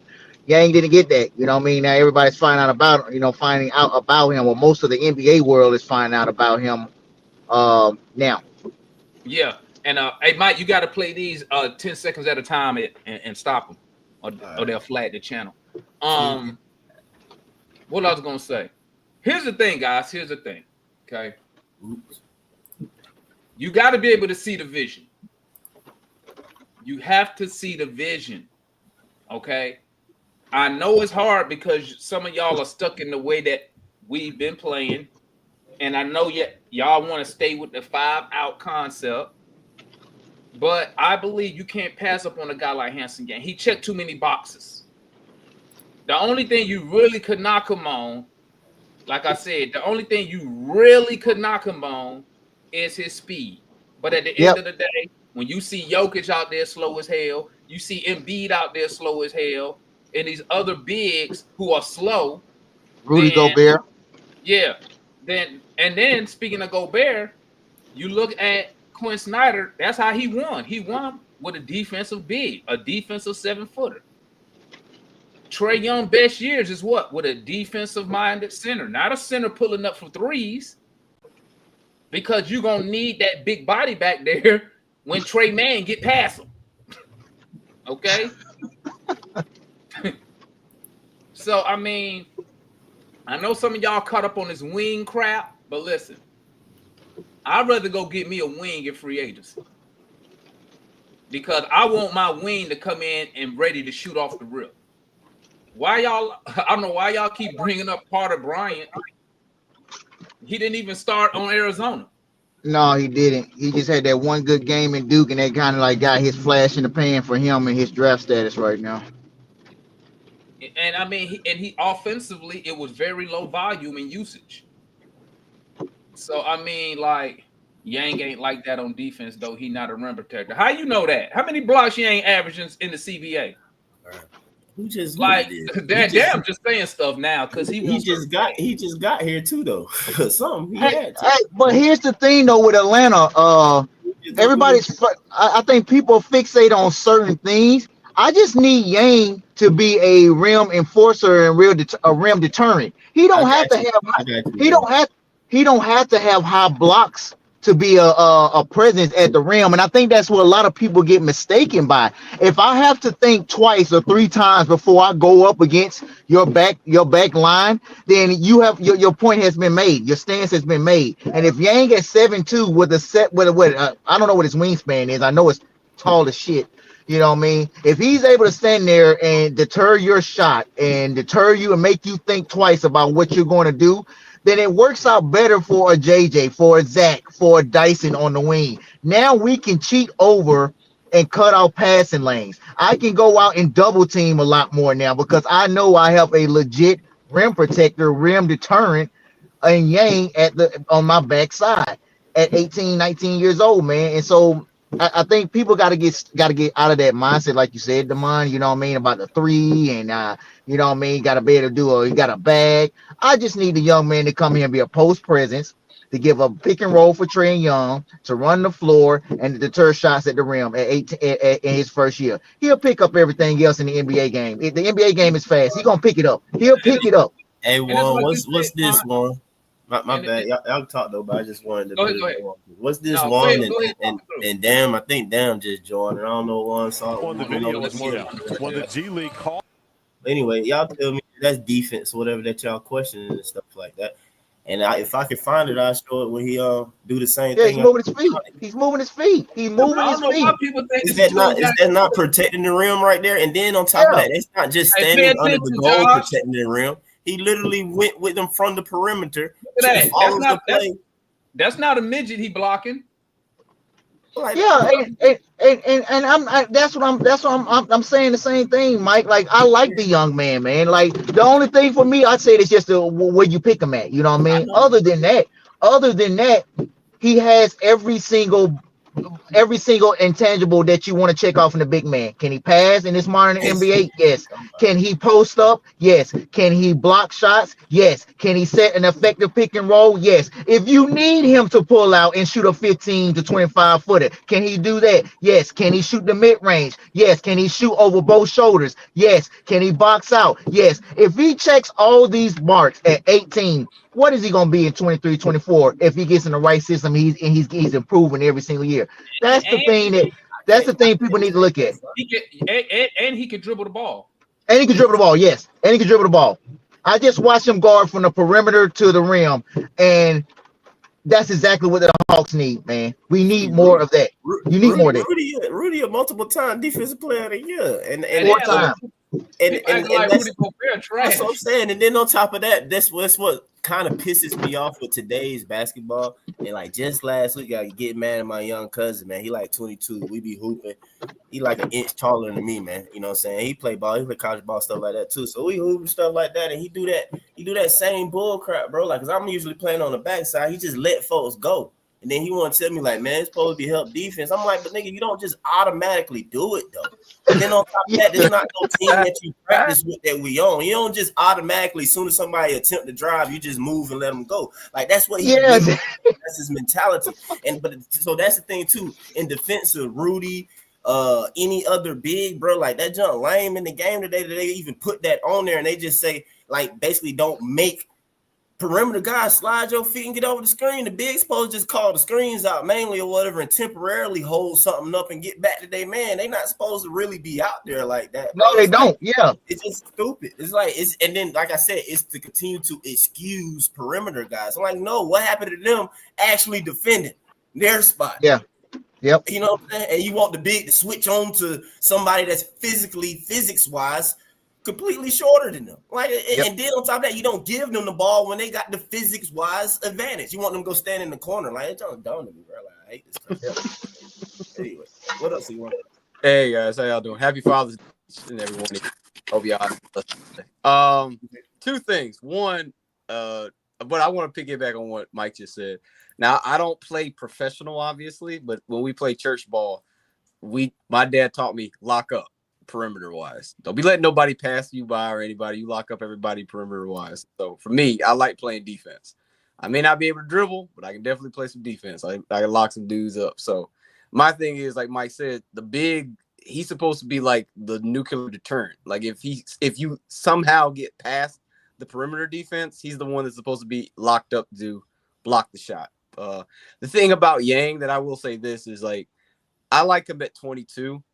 I'm still not quite sold at 13, but I still think that he and Juan Bellinger or Maxine are the guys that I'm looking at for me because of their defensive capability as well as their skill set. I like Yang a lot because of the fact that he's able to really focus in. I know people were saying that we might go for come on. I like the idea if we ain't got to basically sell the cow or sell the farm to get him.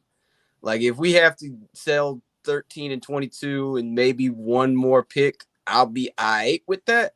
But my thing is, even with that, and I think Mike talked about it, I look at Juan Bellinger or Yang, it ain't that big of a gap between them and come on, really? Like all these centers are going to be a project. Like we got to keep it a buck. Like all of them are going to be projects. You know, I've been looking at their film and all of them are still raw. So it's going to be either whatever center you get. Yeah, whatever center you get, you're going to have to get. It's going to be a project. So this last thing I want to say is I was coming home from church and I was going on my Twitter page and I was looking at like the Shams bond. I was like, oh, so Kevin Durant finally got traded. Lo and behold, seeing Desmond Bane for that many picks kind of took me back PTSD to DeJounte Murray. I feel like that was an overpay, in my opinion. I feel like they paid too much for Desmond Bane, but I don't know how y'all feel about that. Hey, let me show y'all something real quick. Hey, let me add this up here real quick, Mike. All right, I'll pull it down. It should be good. Y'all want to see some Hansen Yang? Here you go, right here. But bro, it be depending on what folks be on. Everybody just dismiss everything. Oh yeah, I remember this. Yeah, from last year. Yeah. But yeah, Go ahead. A little bit of Hansen Yang for y'all. Look at that. This the one.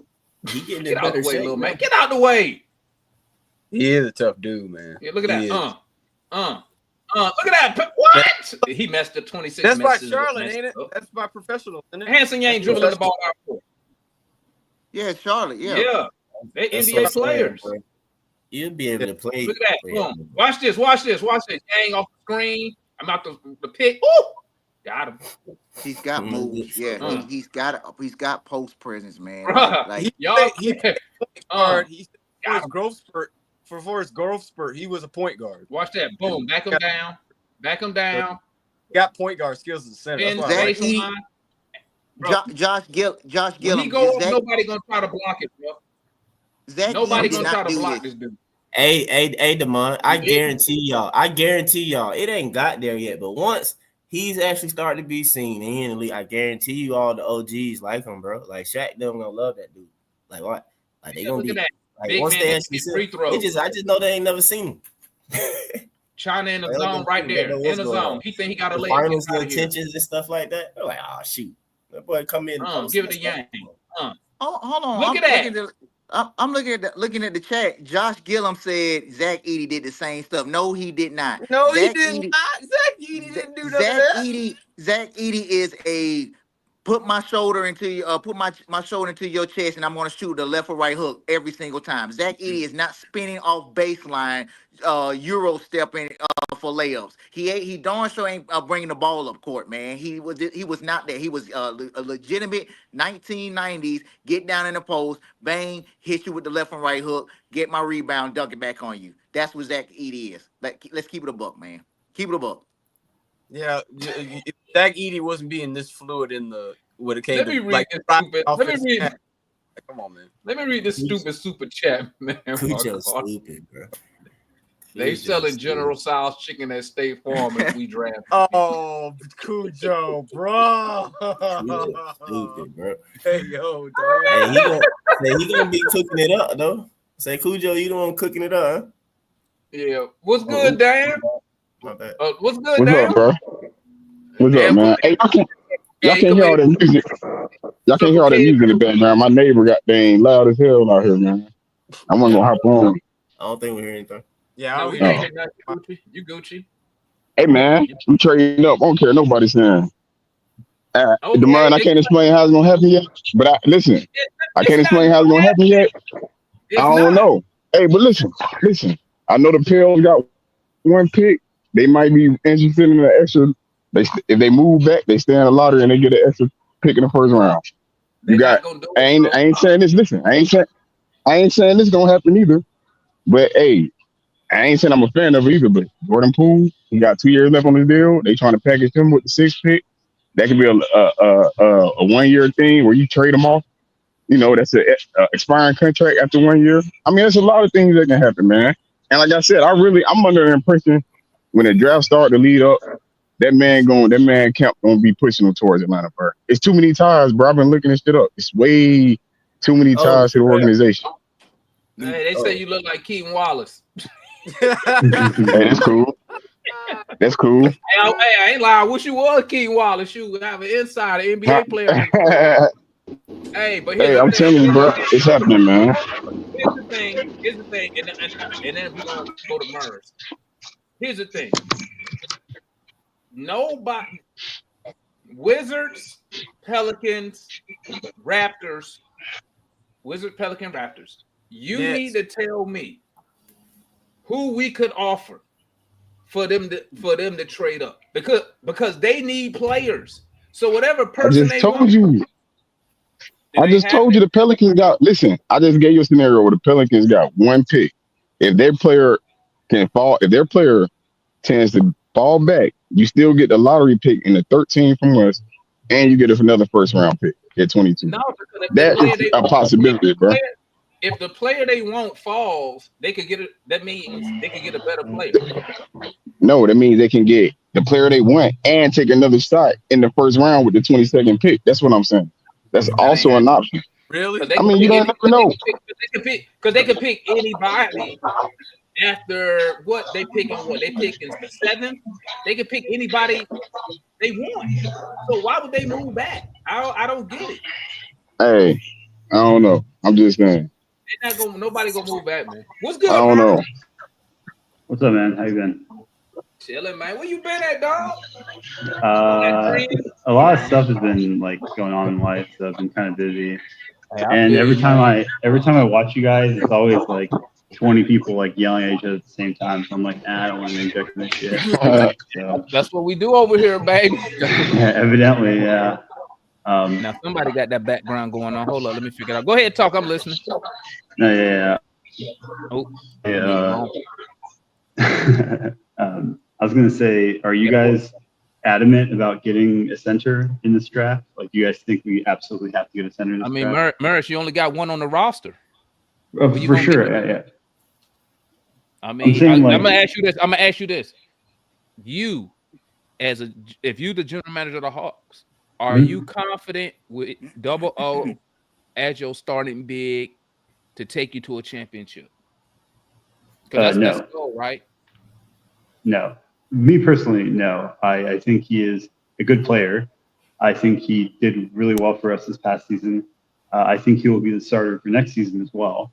However, I do not think, with the way the league is trending now and how gigantic all these modern day centers are becoming, you're seeing all these guys are like 7'2", 7'3", 7'4". Like, even though Onyeka is very skilled, like he's like the size is just clearly, you can't teach that, and there's nothing you can do about it. Like, seeing him stand next to Victor Wembanyama, and Victor is like 8 inches taller than him, is pretty hard. It's like, damn, dude, like, you see, it's like a little child trying to jump up and get a ball, and the older brother is like, nah, I'm gonna sit your ass down, little kid. So probably not, but I think he is quite skilled, Onyeka.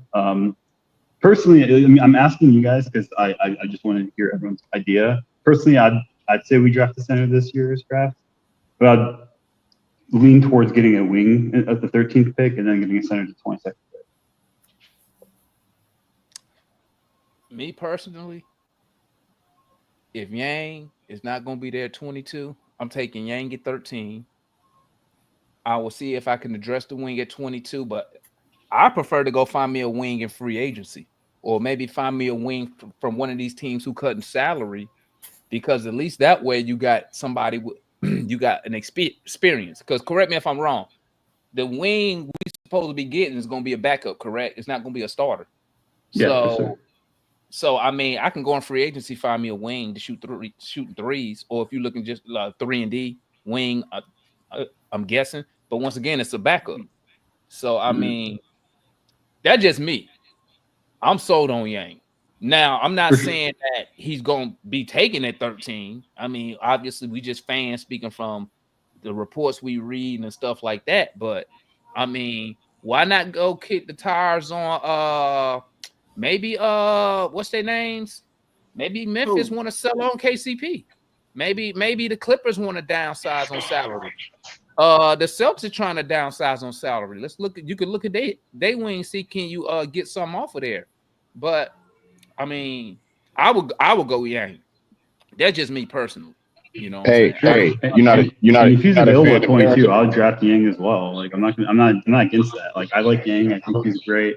I just feel like with the way the NBA is trending now, like the modern day, like you look at everyone's roster, like wings are like the premium. Look at both teams in the finals, like their wings carry the majority of what each team wants to do. So that's just the way I like envision what we want to do as well. I mean, but hey, I'm about to say. What up, Dan? Oh, Dan got froze. No, nobody like Darren J. At like 22, especially when I'm saying he was listed at 6'11" barefoot. I'm a big fan. I'm just saying he was listed at 6'11" barefoot.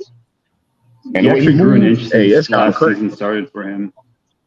I would, if we can't get Malawak, or we can't get, for me, it's a cross between Yang and Bellinger. Because I mean, I like Yang. I wasn't talking. I was just saying when you was going on about elite defense, I'm like, it ain't elite. He can defend, but we ain't gonna say elite. Who elite? That's why I was like, not to my Yang. I was saying he doesn't have. To me, it ain't potential in elite defense. I mean, y'all compare him to Jokic. Jokic is not a defender at all. But no. He's a plus scorer. He's not that good. He's not, but he's still 7 feet, so he can still. No, I get it. But you kept saying elite defense. I'm like, that ain't though. In Jokic's defense, though, all right, he's better like on ball interior in a sense or whatever. But outside of that, though, every time that you looked and you saw Dyson stats with steals and deflections, it was always someone that was like 2 or 3 right there with him. And he was the only person that was a center, and that was Jokic. Everybody else was perimeter players. So, again, in Jokic's defense or whatever, especially this past season, that man had a bunch of deflections and steals. And like I said, he was top 3 basically the entire season. Also, too, though, outside of that, though, man, I like Barringer. I've mentioned his defense and stuff like that. Now, if it's a world, like I said, we don't draft Yang, yeah, I mean, there's some guys that I'm open to. Now, of course, for me, I'm full court press. First thing, all option is Yang. That's me. But if I was to fall somewhere, it would be Barringer. But I was going to just say with you, damn, just throw in there, though, that both of them are international prospects, I mean, most people will debate and dismiss the league, I guess, though. But, hey, Yang was a defensive player of the year in his international league. And Barringer, I'm not saying that he was a bad defender. I'm just saying that if if I agree, though, the potential that Barringer can have can be a really good defender. But I'm just saying, Yang was defensive player of the year in the professional league, though. And I also last thing. Let me say one thing. Last thing. And also, only thing I also look at is I like the offensive upside of Yang, but are we gonna actually play that way to where it can be showed with Trey on the court, to where he could get the touches to showcase? Because he's not a lob threat at all.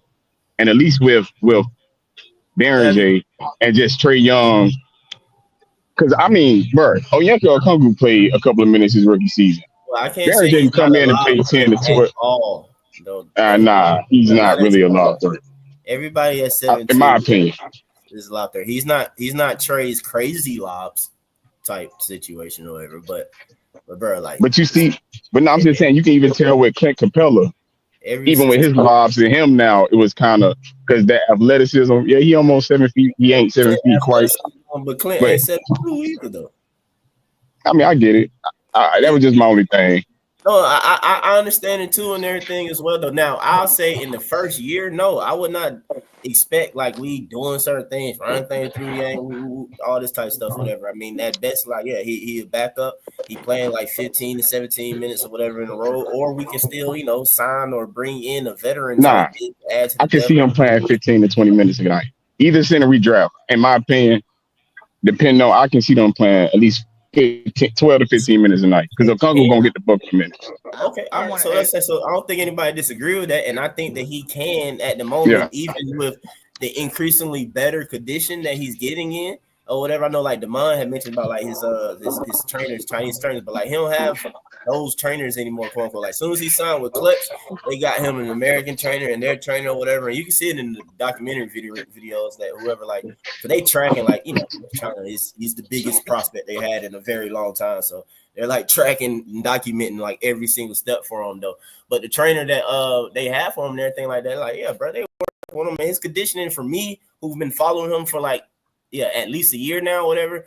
He's already in a different size, shape, or whatever. Like even when Damon was just showing that China versus Charlotte from last time, whatever, you look at his body is a different condition compared to that already. You know what I'm saying? So, but anyway, I do think by default of our offense down, I think that you do showcase this stuff because we do a lot of dribble handoff, bro. We do a lot of DHO actions with like double O and stuff like that. You feel me? Hey, and double O make passes to backdoor cutters. I just want to add one thing to what you said, Mike, and when you was talking about the Noah and Behringer. Well, not you, whoever said it, I forget who said it. Was I think was it C Wonder or somebody said Noah and Behringer? I forgot. Yeah. Man, do y'all see how international lace the NBA draft has become, man? You darn near got more international players than American players. I mean, you heard my theory, right? Right, literally right now, I will prefer to take my chances with the international prospect pool than taking the NCAA. It's crazy, Mike. It's crazy, bro. Like all these kids are coming from international. The French team is gonna be so nasty in the next Olympics. It's ridiculous. Juan, it's not really crazy though. It's not really crazy. That's because over there they play take ball.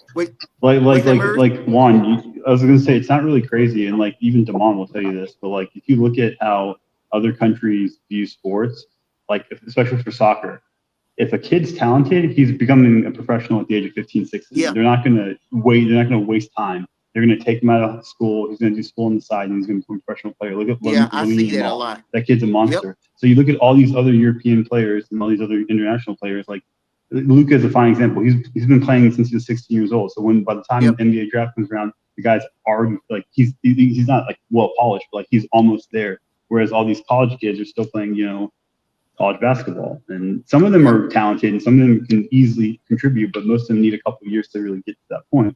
Where some of these international players, they come in, it's just like, holy shit, man, where is this talent been? Yeah, they ready, man. Like you seen all these French prospects, all these high flyers, man, springing up all over the place. Zach, Wemby, Noah, Behringer, all these kids. Alexander Sarr. You know what else, Juan? You know what everywhere. Else? They don't have AAU basketball. Yes. Right. Yep. So it's not like you can just stack teams and do all that type of mumbo jumbo. What they do have, like Merz was telling you, is academies. Mm-hmm. And when you get picked up at 14, 15 years old, you get whatever team pick you up, you get I hate to say it like this, but you get trained to play that team style of basketball. And the biggest advantage is this: in Europe, they play more team basketball, basketball the right way compared to America, because we know over here in America, if you're not scoring the basketball, no one give a fuck about you if you ain't scoring the ball. Right. Yep. That's the first words out of every American fan. Hey man, we're going to get this dude. How many points do you average? What do you shoot? Yep. Correct. I mean, that's the first question everybody going to ask. Here's another thing. That guy you're drafted, and I'm gonna use you could use Yang, you could use Zach, you could use pretty much any foreign guy. That guy you draft at 18, 19 years old, the biggest advantage is they've already been a pro for 3 or 4 years. Yeah. Yep.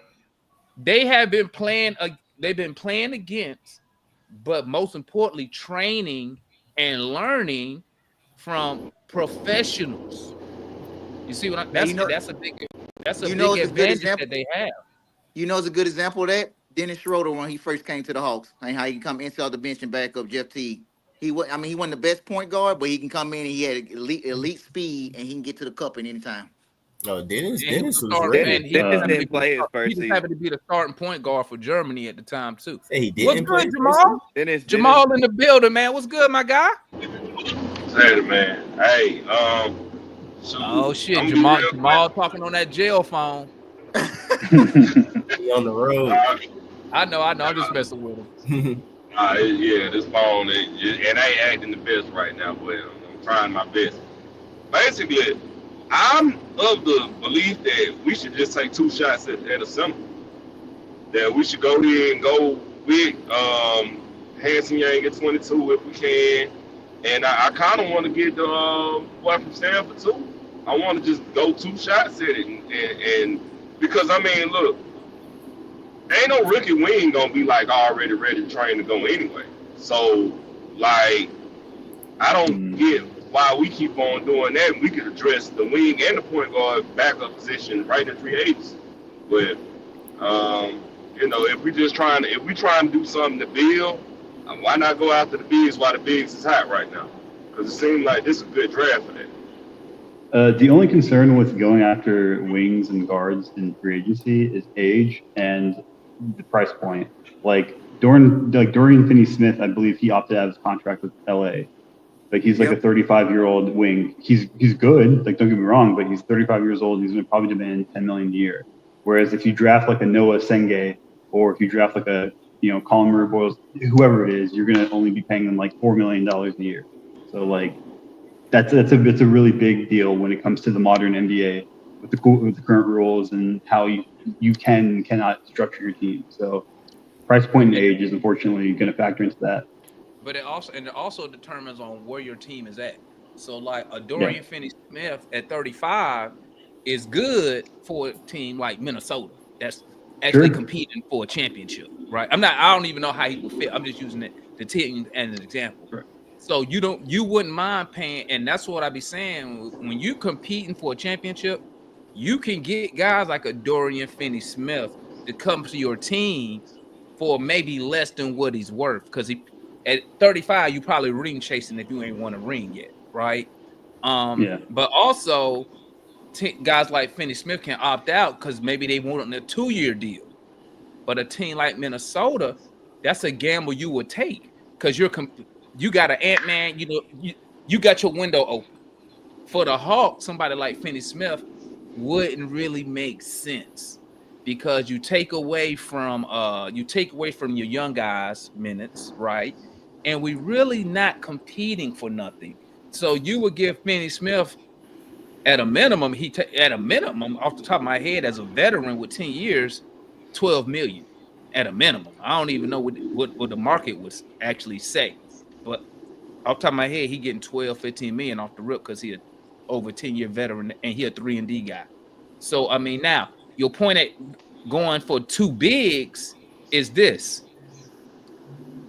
You could go for 2 bigs, but here's my thing. What is your end game? What are you looking for from your big man? What is your big man supposed to do in the offense that you're running, right? Because Yang and Renault are not the same type of players, right? Probably, I would say, if you're looking for an instant fit to what Quinn Snyder does right now, it would probably be Renault. Because he's a 7-footer. He can already stretch the floor. He can already shoot the 3. Everything you pretty much need from a big on the offensive side of the ball. To me, somebody like Yang, you looking at about a year or 2 down the line because somebody like Yang, you can build your offense around somebody like Hansen Yang. You know what I'm saying? So, I mean, it depends, but I'll tell you one thing. They cannot, if they keep both these picks, they cannot leave the draft without a 7-footer. It would be blasphemy to leave without a 7-footer.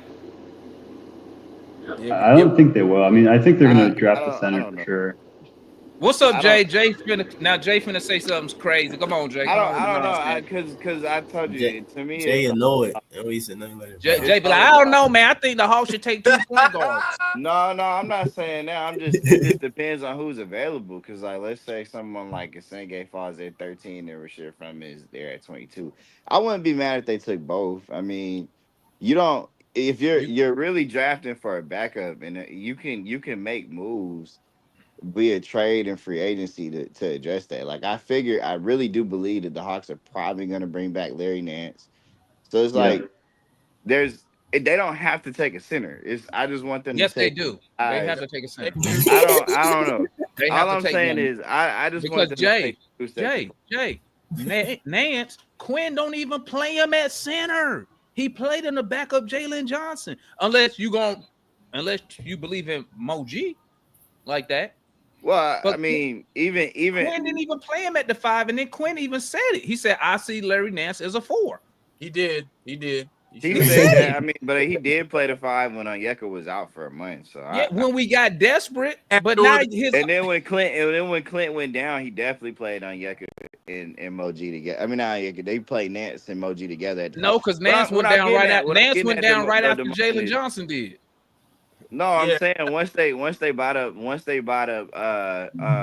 Gay, they had a brief period before Larry Nance got hurt where the bigs that they would run was they put Barlow out there with Kongwu, and then they would run Nance out there with Mo Gay, and then Nance got hurt and everything kind of went to shit from there. But I just think they're gonna add a veteran big. I said it yesterday, but I don't really think anybody that you're taking is gonna significantly help you win. Because rookies are generally bad. But you're not drafted. You're not drafting for somebody to help you win right now. You Right. want to win But right now, what you I'm go getting free at is, agency. what I'm getting at though, Demond, is their Hawks. If they don't address the big man in the draft, they're gonna address it in free agency. Okay, So I that's don't the think same it's a thing. That's the same situation- thing people said last year about the backup point guard and who Right. who And they again, get. again, And I who don't did they know get in if free agency as a backup point guard? For what it's worth, Demond, they tried to get Trey Jones. They tried. They tried to do it with Kobe Bucket. Don't Kobe count. went down.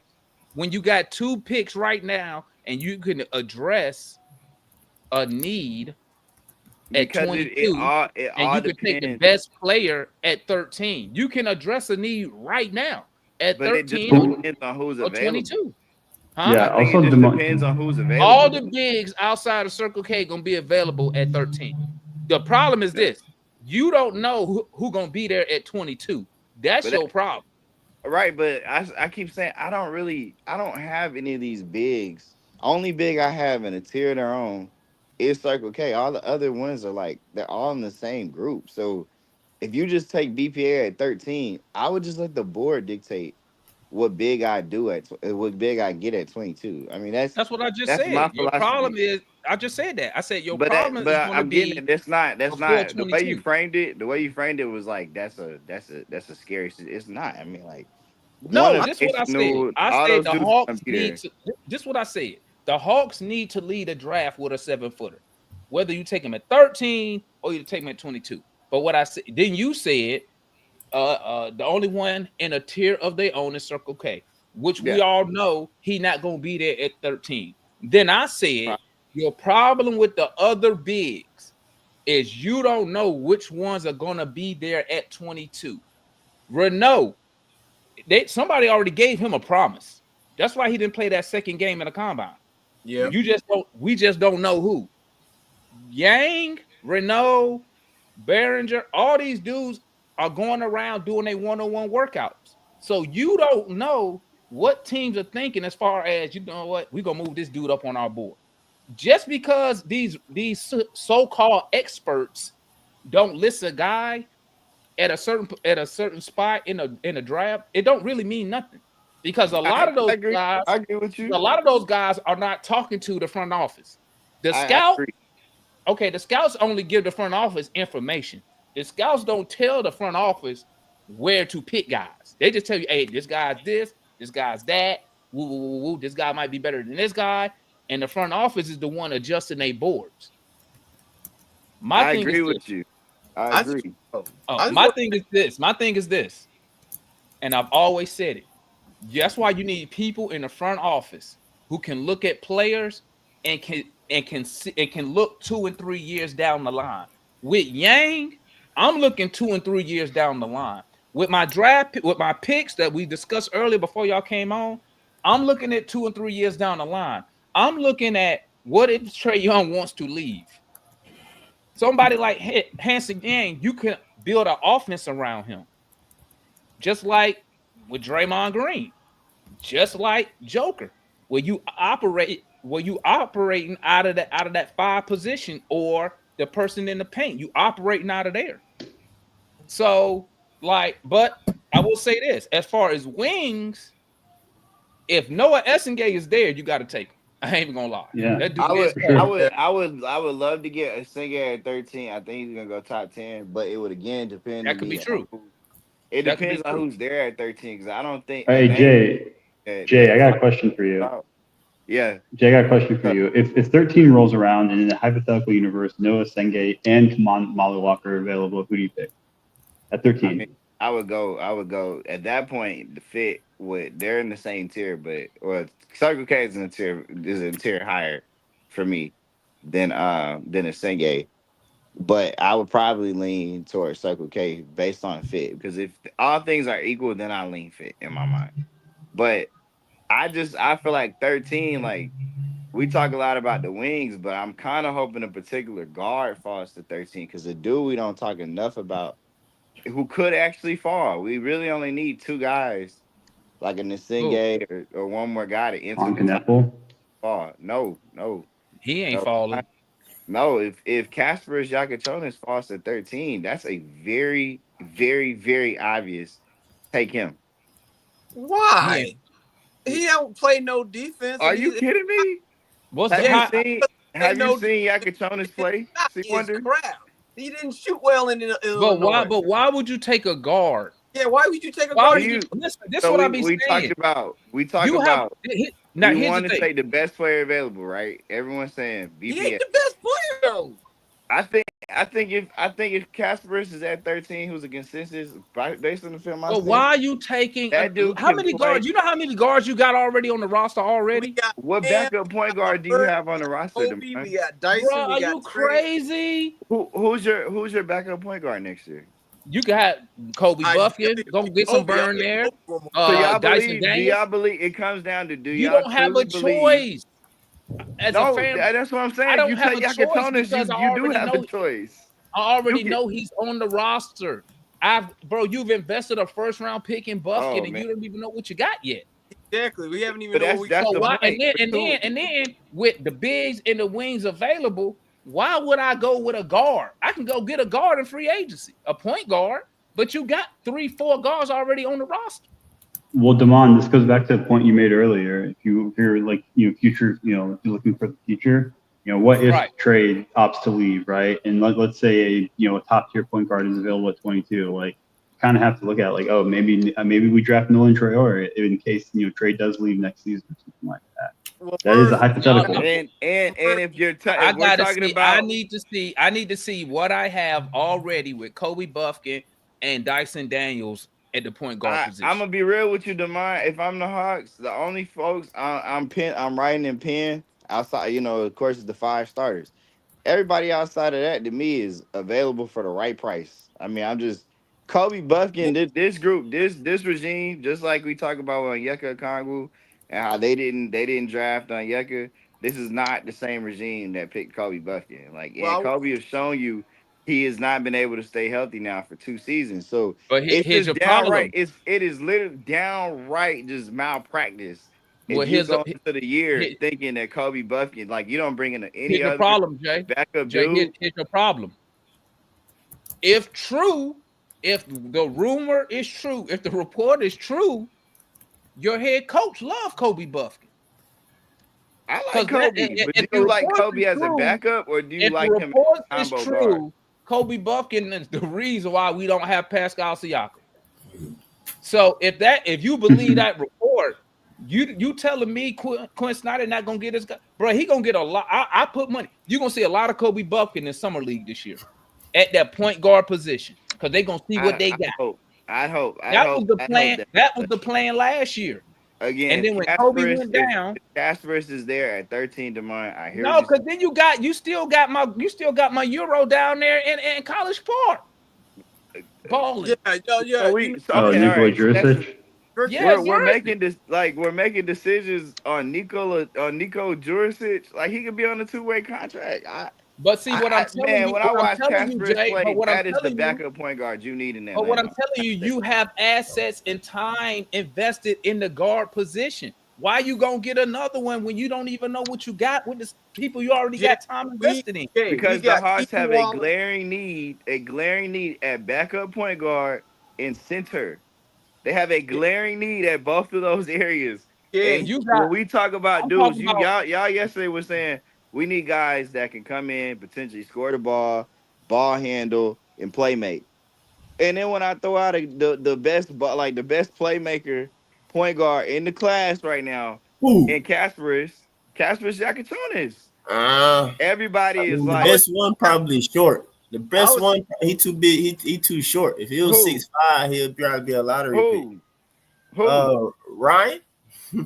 If he was 6'5", he would have been in the league, man. He's just a midget. That's why he had to be in college so long. I'm just saying, Nolan man, Traore is pretty good Jacatonis, too. He's like watch 6'4". Jacatonis run an offense, and you see the passes he's He making. had to throw in point guard though. But me personally though, Jay, best playmaker, man. Yang still. I don't care. Man, listen, when y'all look at Casper's play the game, that is a point guard. Well, Like you that ain't is got to worry about that because that's one hell of a prospect. I'm trying He's to not tell gonna be you. there at We're not 13. taking. We're not taking Casper's, bro. Yeah, But we're I not do. But He's if gonna he be there at falls, 13. I Casper's do is a think that he's somebody consistent. that we got to see where he goes though, Jay. My bad. No, but I'm just saying, like, if That's Casper crazy. falls to 13, if he finds himself outside the top 10, which most scouts believe he's firmly going in the top 10.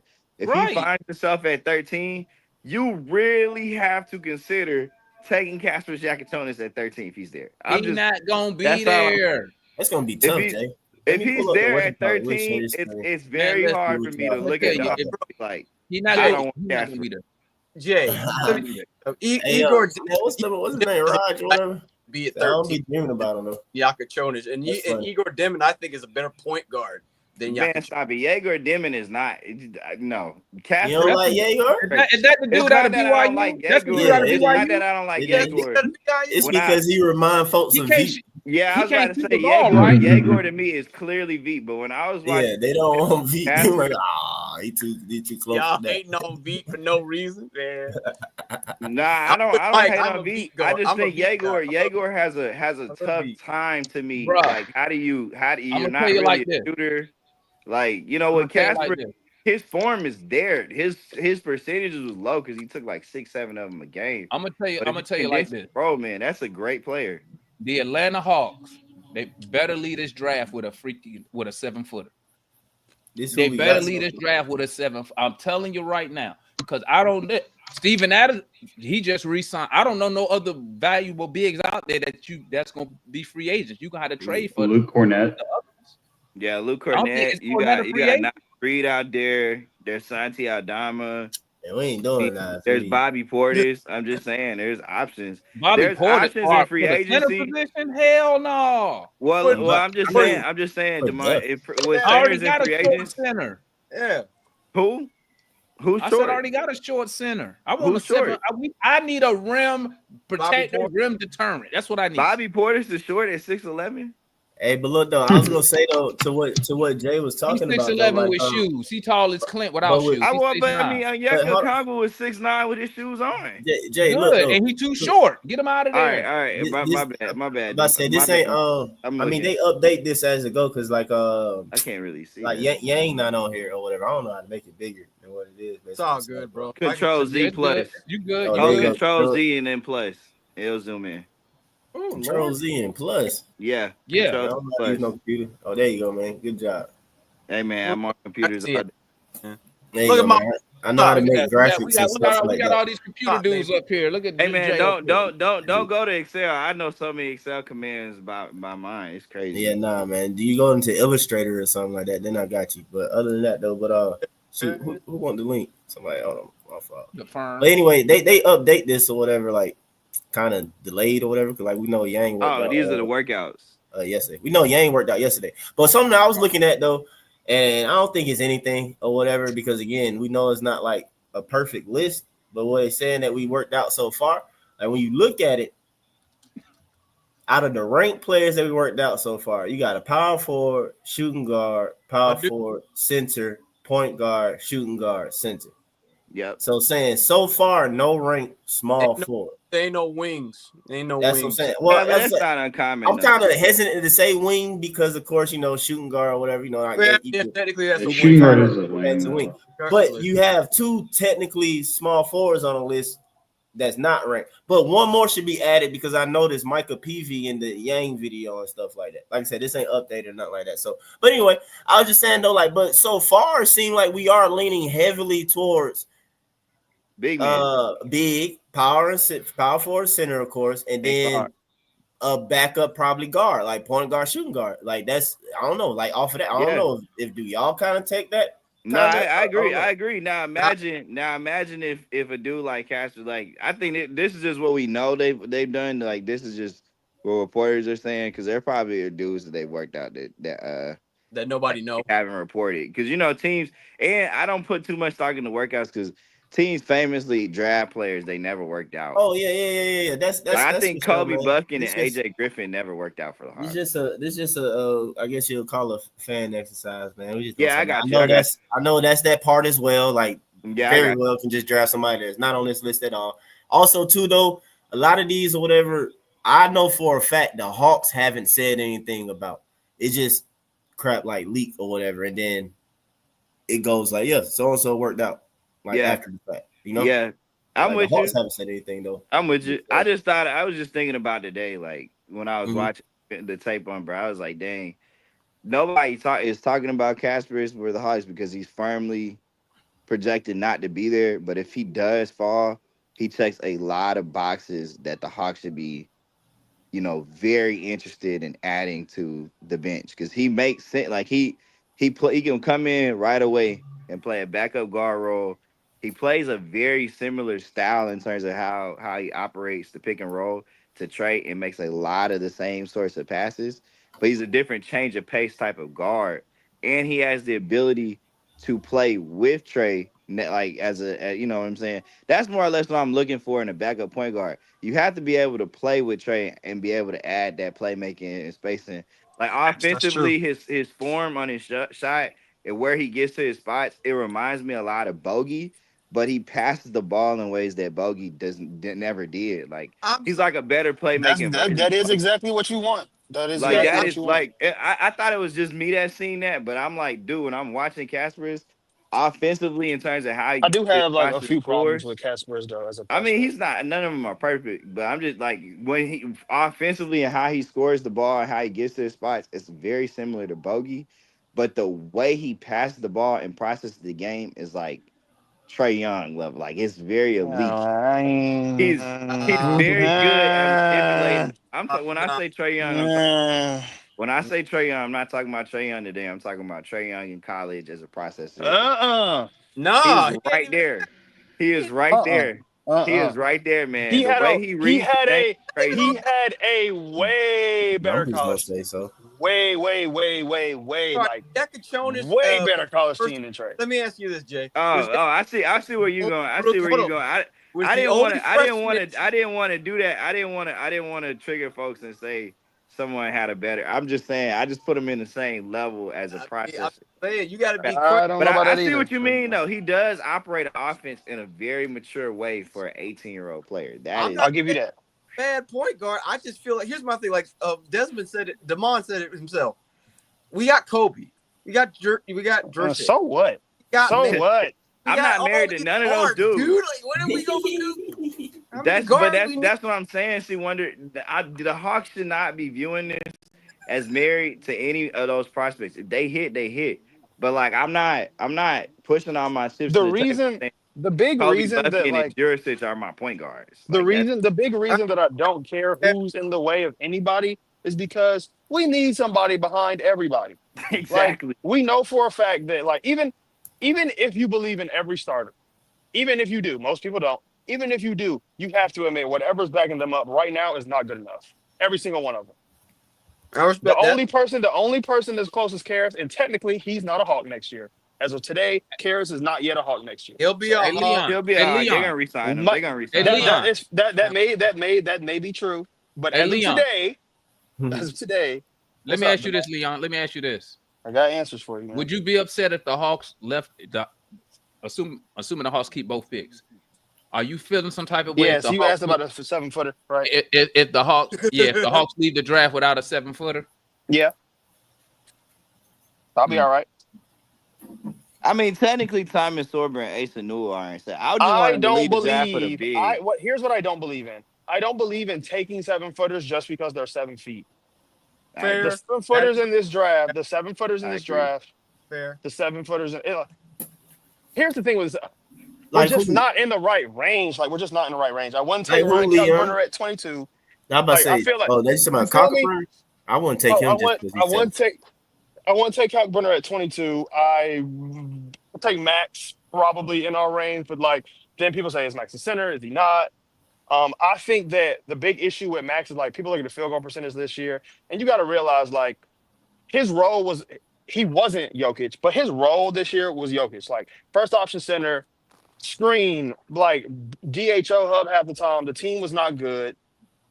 He said in an interview, I caught 2 lobs all year. So people think he can't jump. But I've seen this dude take one dribble and get to the rim and yam. If you could do that at 7 feet, one dribble from the 3-point line, from the You college talking 3-point about line, Maxine? I gotta believe you could catch a lob. Yeah. I saw I that. gotta believe you could catch a I lob. do want I do want a center that can switch on defense. That's more of a rim runner first that that profiles is like a guy that could potentially make an open 3-point shot. I mean, that's not a deal breaker. I just want them to set solid I screen. mean, like that's what Have Max good motor. is. Like basically, Yeah. like it's not that. I like Max, but I think that's why I'm so intrigued by Asa Newell because it's like, dude, Thank you. he's a good If- five. if- If you believe in him Here's as the a thing. center, Here's he makes the. I agree. The problem with Asa is like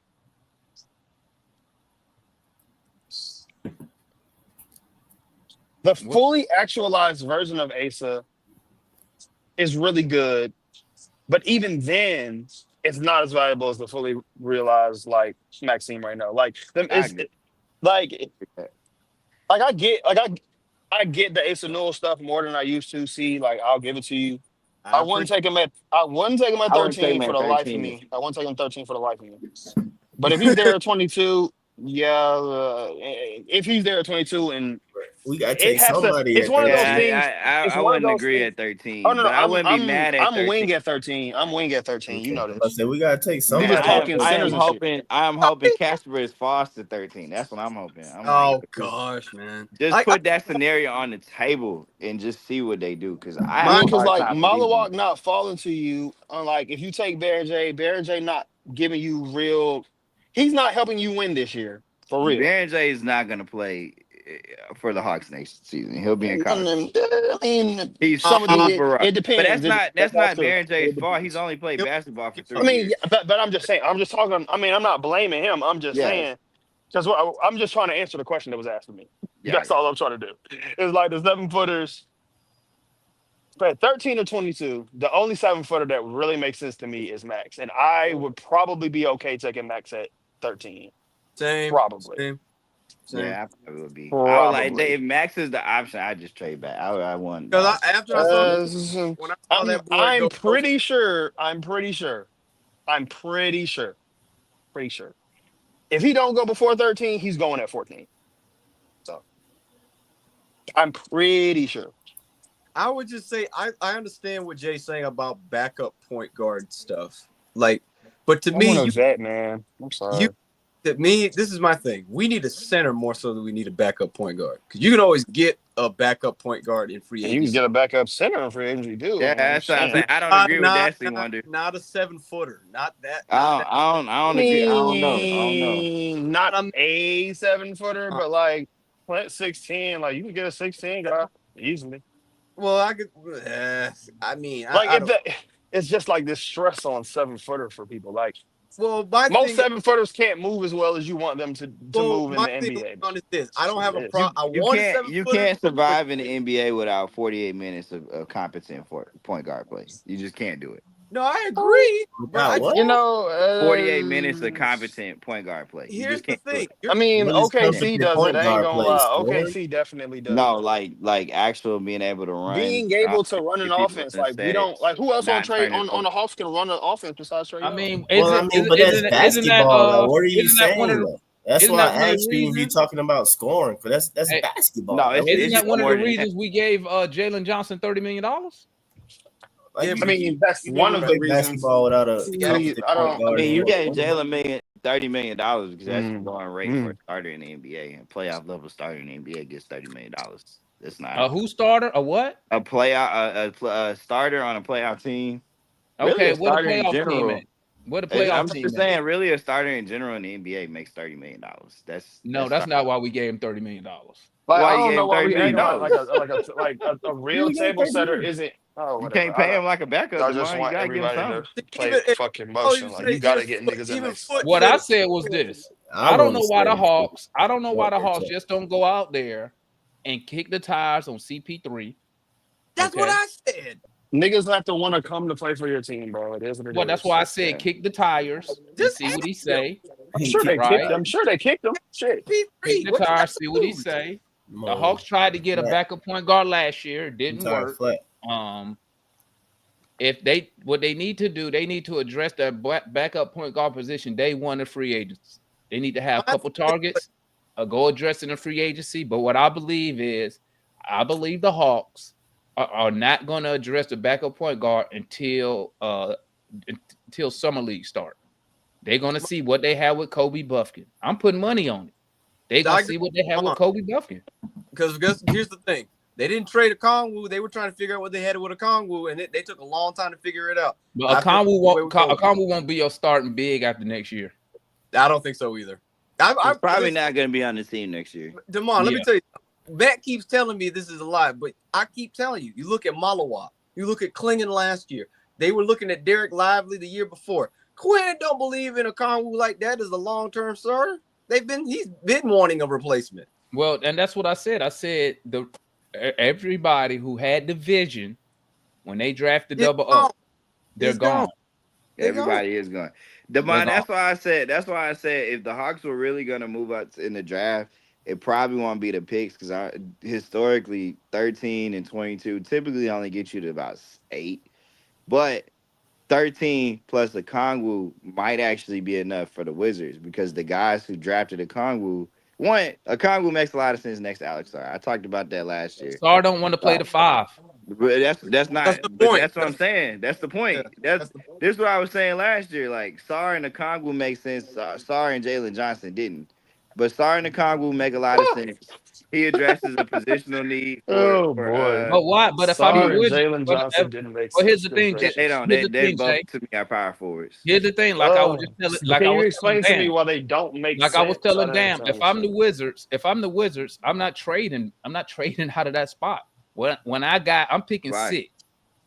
A Kongwu is not better than the players available at 6. No, he's not in a vacuum, but him at 13 could be that could be enough value for them. But 13 don't get me the player that I want at 6. But how do you know? But who do you want at 6? Like what do you think they want at 6? The whole point at 6, you have a vast player, tons of players to choose from.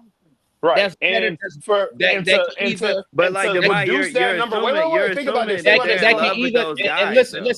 can either address a need or you could take the best player available. Why would I trade out of there to go get 13 and 22 and a Kongwu? So I got a player that don't fit what I'm trying to do. Okay, what are they trying to do? How does he not fit? I mean, who's that? Who's a lineup? You would have. I know who the front court would be. It would be Sarr and the Kongwu, Bilal and fucking George. Like I guess. Right. But so how does a Kongwu help them when they can just draft the best player available at 6? That's probably gonna be better. But I'm saying a Kongwu plays a position. How do you know that?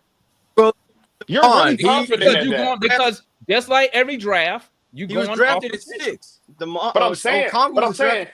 It's their board at the end of the day. Right. So they have to ask them it's their board at the end of the day. So that if they feel that a Kongwu is worth missing out on 7 players, you really feel like it's like y'all really don't like that guy. But it's like you said, I know where you're going, Leon. It's like you said, Leon. It's like you said, the Wizards could have 3 or 4 targets at 6 who to them and to their front office and scouts, who could probably tell them, hey, this guy's gonna be a player in the league.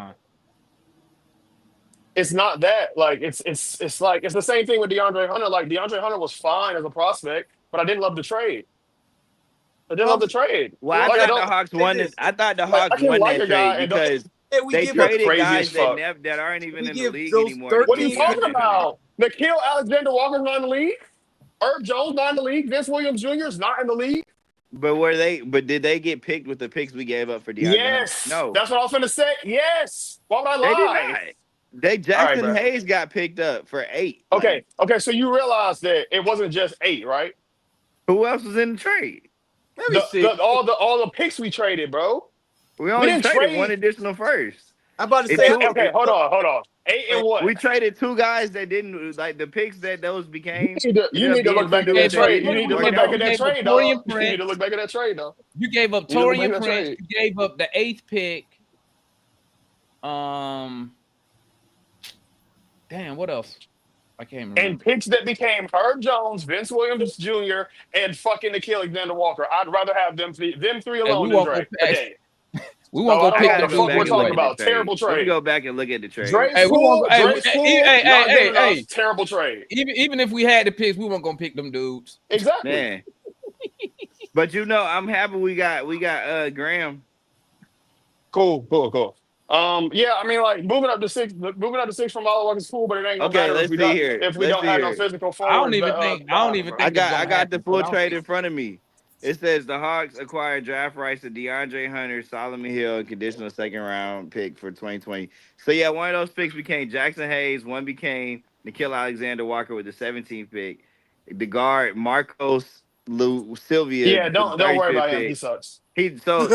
So at the end of the day, we're talking about 2 bench players in the league right now. And wait, for a you're starter. missing out. How did you miss out on Herb Jones? Herb Jones just didn't see isn't that? on the press release. I don't see Herb Jones anywhere on the press release. Well, hey, The that's full because trade. hold on. That press release is after that draft, correct? Yeah, it's from Right. 2019. So those picks are from the following draft. The 2 picks Okay, that it you did didn't say- list it with a does name say- beside them are It those does guys. say 2020 conditional first round pick, but I don't know if that pick became Herb Jones or not. Well, I mean, I told you so.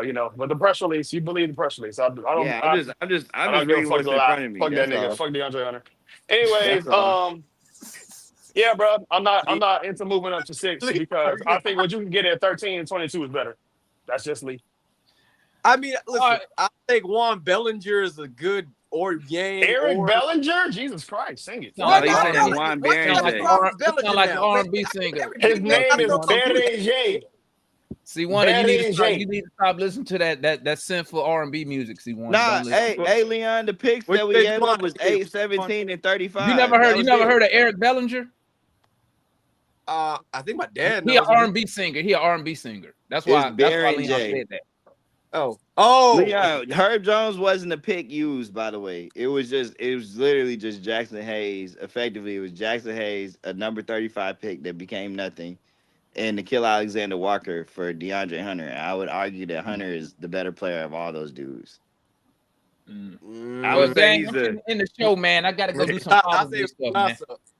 I mean, like, all right. It's a toss-up, Jay. I'll say it's a toss-up. I'm finna I gotta do some Father's Day stuff, man. I'm gonna holler at y'all, man. Damn, I just had to get that one thing out. It's cool. Pieces.